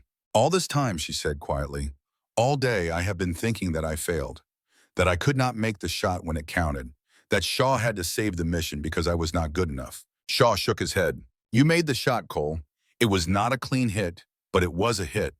In combat, that is all that matters. You pulled the trigger. You did not hesitate. You fired when you needed to fire, even knowing it was uncertain. He paused. That is what Harlan wanted for you. Not perfection, just the willingness to act, to make the choice, to pull the trigger and accept whatever consequences came. Cole closed her eyes. She could feel the tears coming now, the dam finally breaking after being held back for hours, for years. I miss him. The words came out broken, barely audible. I miss him so much. I know. Shaw's hand found her shoulder, a gentle pressure that conveyed more than words could express. I miss him too. They stood together as the tears fell. Two survivors bound by loss and training in the memory of a man who had shaped them both. The photograph of Harlan looked down at them, his eyes holding the same patient wisdom they had held in life. When the tears finally stopped, Cole wiped her face with the back of her hand. She felt empty, but not hollow. Lighter somehow, as if something heavy had been released. He would be proud of you today. Shaw's voice was quiet. You know that, right? Cole nodded slowly. I think maybe he was. She looked at the photograph. I think I heard him say it. At the end, when the shot landed, Shaw tilted his head. What did he say? Cole smiled. The first real smile she had allowed herself in 3 years. Good shot, Ghost. The words hung in the air between them. A benediction, a farewell, a passing of something sacred from teacher to student, from the dead to the living. Shaw nodded, his own eyes glistening. Good shot, Ghost. They stood together as the sun touched the mountains and the day began its surrender to night. The candle flickered at the base of the wall, its small flame holding back the darkness one precious moment at a time. Later that evening, Cole found herself at the medical tent again, not for treatment this time, but to visit. Private First Class Danny Ruiz was propped up on a cot, his wounded leg elevated and bandaged. His face was pale from blood loss, but his eyes were alert, tracking her approach with a mixture of surprise and something like reverence. Sergeant Cole. He tried to sit up straighter. I did not expect. Stay down. She moved a chair to his bedside and sat. How is the leg? Doctors say it will heal. Might have a limp for a while, but I will walk again. He paused. That is more than some guys can say.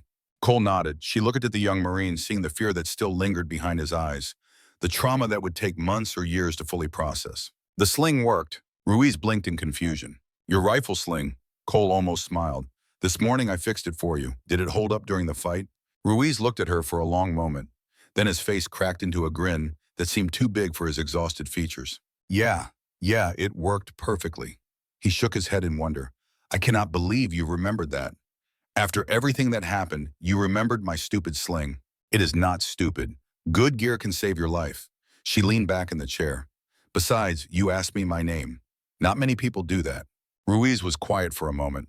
When he spoke again, his voice was more serious. Sergeant, what you did out there, I heard people talking. They said you were on the ridge the whole time, taking out the enemy positions, keeping us alive. Cole did not respond immediately. She was not comfortable with praise, had never learned how to accept it gracefully. Harlan had been the same way. Just do the job and move on, he used to say. Let others talk if they want. Your business is the next mission. I was doing my job. Cole kept her voice neutral, same as everyone else. Ruiz shook his head. No, Sergeant, not the same as everyone else. He looked at her with an intensity that seemed beyond his years. Corporal Mercer ran into fire to pull me to cover. That was brave. Gunny Kane held us together when everything was falling apart. That was leadership. But what you did, alone on that mountain, taking out targets while the whole enemy force tried to kill you, his voice trailed off. I do not have words for what that was. Cole was silent. I just wanted you to know, Ruiz continued, whatever happens, whatever anyone says about today, there is at least one Marine who will remember, who will tell the story, who will make sure people know what Sergeant Cole did in the Valley of Death. Cole reached out and touched his hand briefly, a gesture of connection that she rarely allowed herself. Get some rest, Private. That is an order. She stood and turned to leave. Sergeant. Ruiz's voice stopped her. What is your first name? You never told me. Cole paused at the entrance. She looked back at him. Elena. But my friends call me Ghost. Then she was gone, leaving Ruiz to puzzle over the name and what it might mean. The night settled over Forward Operating Base Bravo like a blanket, bringing with it the quiet that only darkness can provide. The frantic energy of the day had finally exhausted itself. Marines slept in their racks, some peacefully, others wrestling with dreams that would haunt them for years to come. Cole did not sleep. She sat on an ammunition crate near the edge of the base, looking out at the mountains that had nearly killed her that morning. The peaks were black silhouettes against a sky full of stars, ancient sentinels that had watched over countless battles and would watch over countless more. Her rifle lay across her knees, cleaned and oiled, ready for whatever came next. The familiar weight of it was comforting, a constant in a world that had revealed itself to be anything but. She heard footsteps approaching and did not need to look to know who it was. Mercer stopped a few feet away, uncertain, his usual confidence completely absent. Sergeant, his voice was hesitant. Do you have a minute? Cole looked at him, the man who had mocked her that morning, who had called her a liability, who had led the laughter at her expense. He looked different now, smaller, humbled. What do you need, Corporal? Mercer struggled with words that clearly did not come easily. I need to. He stopped, took a breath, started again. This morning I said things about you, to you, things that were wrong, things I did not know were wrong until you saw what I could do. Mercer flinched at the bluntness, but nodded. Yeah, until I saw what you could do. He looked at the ground. I have never seen anything like that in my life. What you did on that ridge, the way you moved, the shots you made. He shook his head. I do not have words. Cole studied him. She could have been cruel, could have reminded him of every insult, every joke at her expense. every moment of casual cruelty that he had inflicted. She had the right to make him suffer for his arrogance. But that was not who she was. That was not who Harlan had trained her to be. You pulled Ruiz out of the fire. Cole kept her voice even. You took a round in the vest doing it. That was not nothing, Corporal. Mercer looked up, surprised. I was just trying to help. He said it like a confession, like he was ashamed to admit that he had done something decent. That is what Marines do. Cole stood, slinging her rifle over her shoulder. We help each other. We protect each other. Even the ones we do not like. Even the ones we do not understand. Mercer nodded slowly. I am sorry. The words came out rough, unpracticed. For what I said, for what I thought, for all of it. Cole looked at him for a long moment. Apology accepted, Corporal. She started to walk away, then paused. But you should know something. The next time you meet someone who does not fit your expectations, maybe consider that you do not know their whole story. Maybe consider that the quiet ones are sometimes quiet for a reason. She did not wait for a response. She walked into the darkness, leaving Mercer alone with his thoughts and the stars. Dawn came slowly, painting the mountains in shades of pink and gold.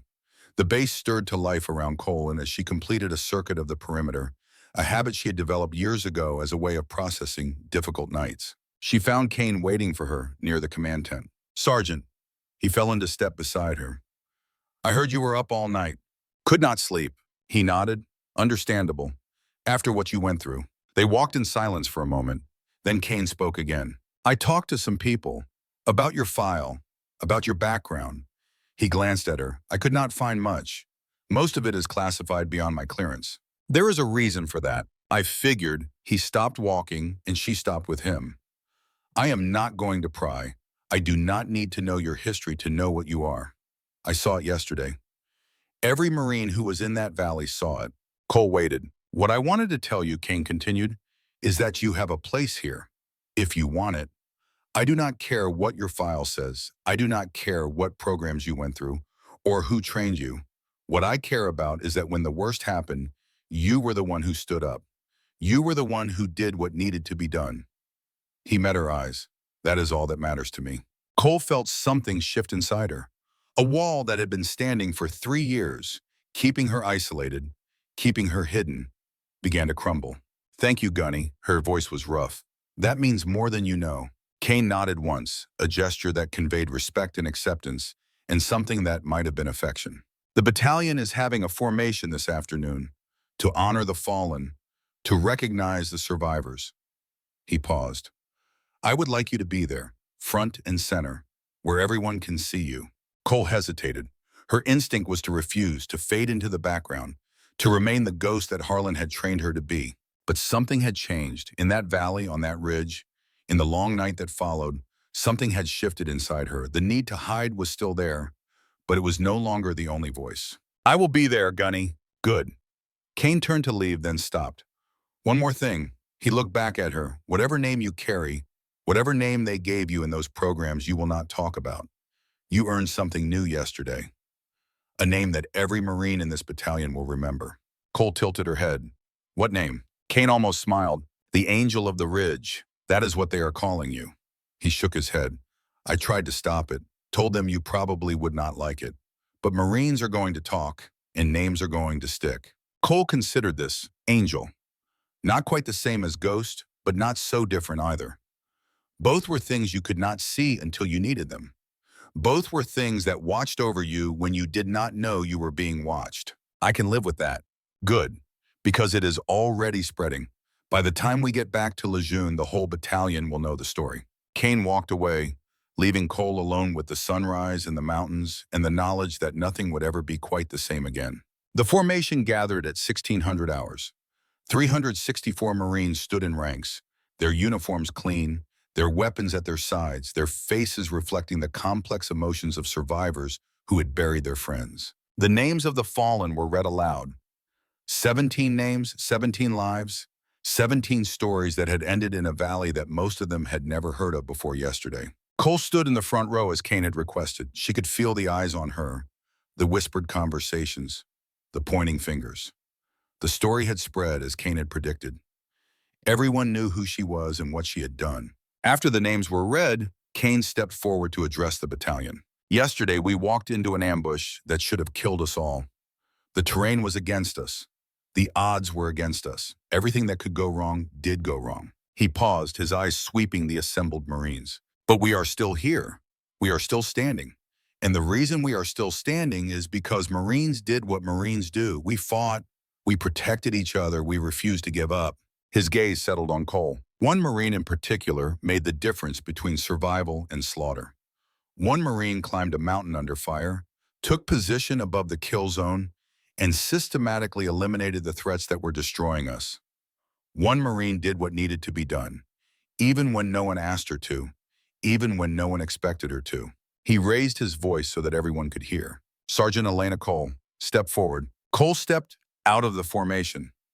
Her heart was pounding, but her face was calm. Harlan had taught her that too. Never let them see your fear. Kane turned to face her. On behalf of this battalion, I want to thank you for your courage, for your skill, for your willingness to risk everything so that others could live. What you did yesterday will not be forgotten. He reached into his pocket and pulled out something small. A patch. Cole recognized it immediately. The griffin clutching crossed arrows. I do not know where you got your training. Kane's voice was low, meant only for her. But I know this symbol. I know what it means. And I know that whoever gave it to you would be proud of what you did. He pressed the patch into her hand. Welcome home, Ghost. Cole looked at the patch, the same symbol that had been hidden in her rifle case for 3 years. The symbol of a program that no longer existed, given to her by a man who no longer lived. She closed her fingers around it. Thank you, Gunny. Kane stepped forward and addressed the battalion again. One more thing. He raised his voice.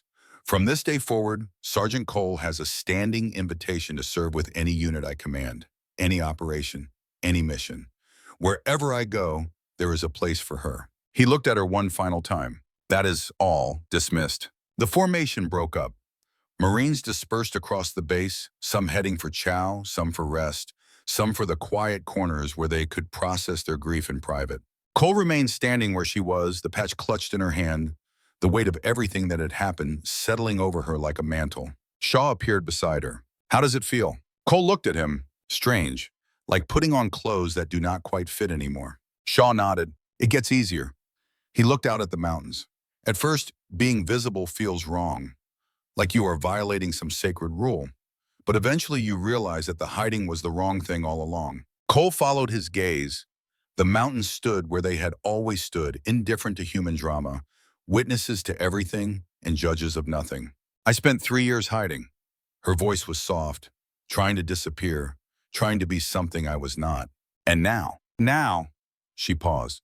Now I think I am ready to be something else. Shaw smiled, the first real smile she had seen from him since they had met. Good shot, Ghost. The words hung in the air between them. The same words that Harlan had said. The same words that had echoed in her mind at the moment of the final shot. The same words that would stay with her for the rest of her life. Cole looked at the patch in her hand.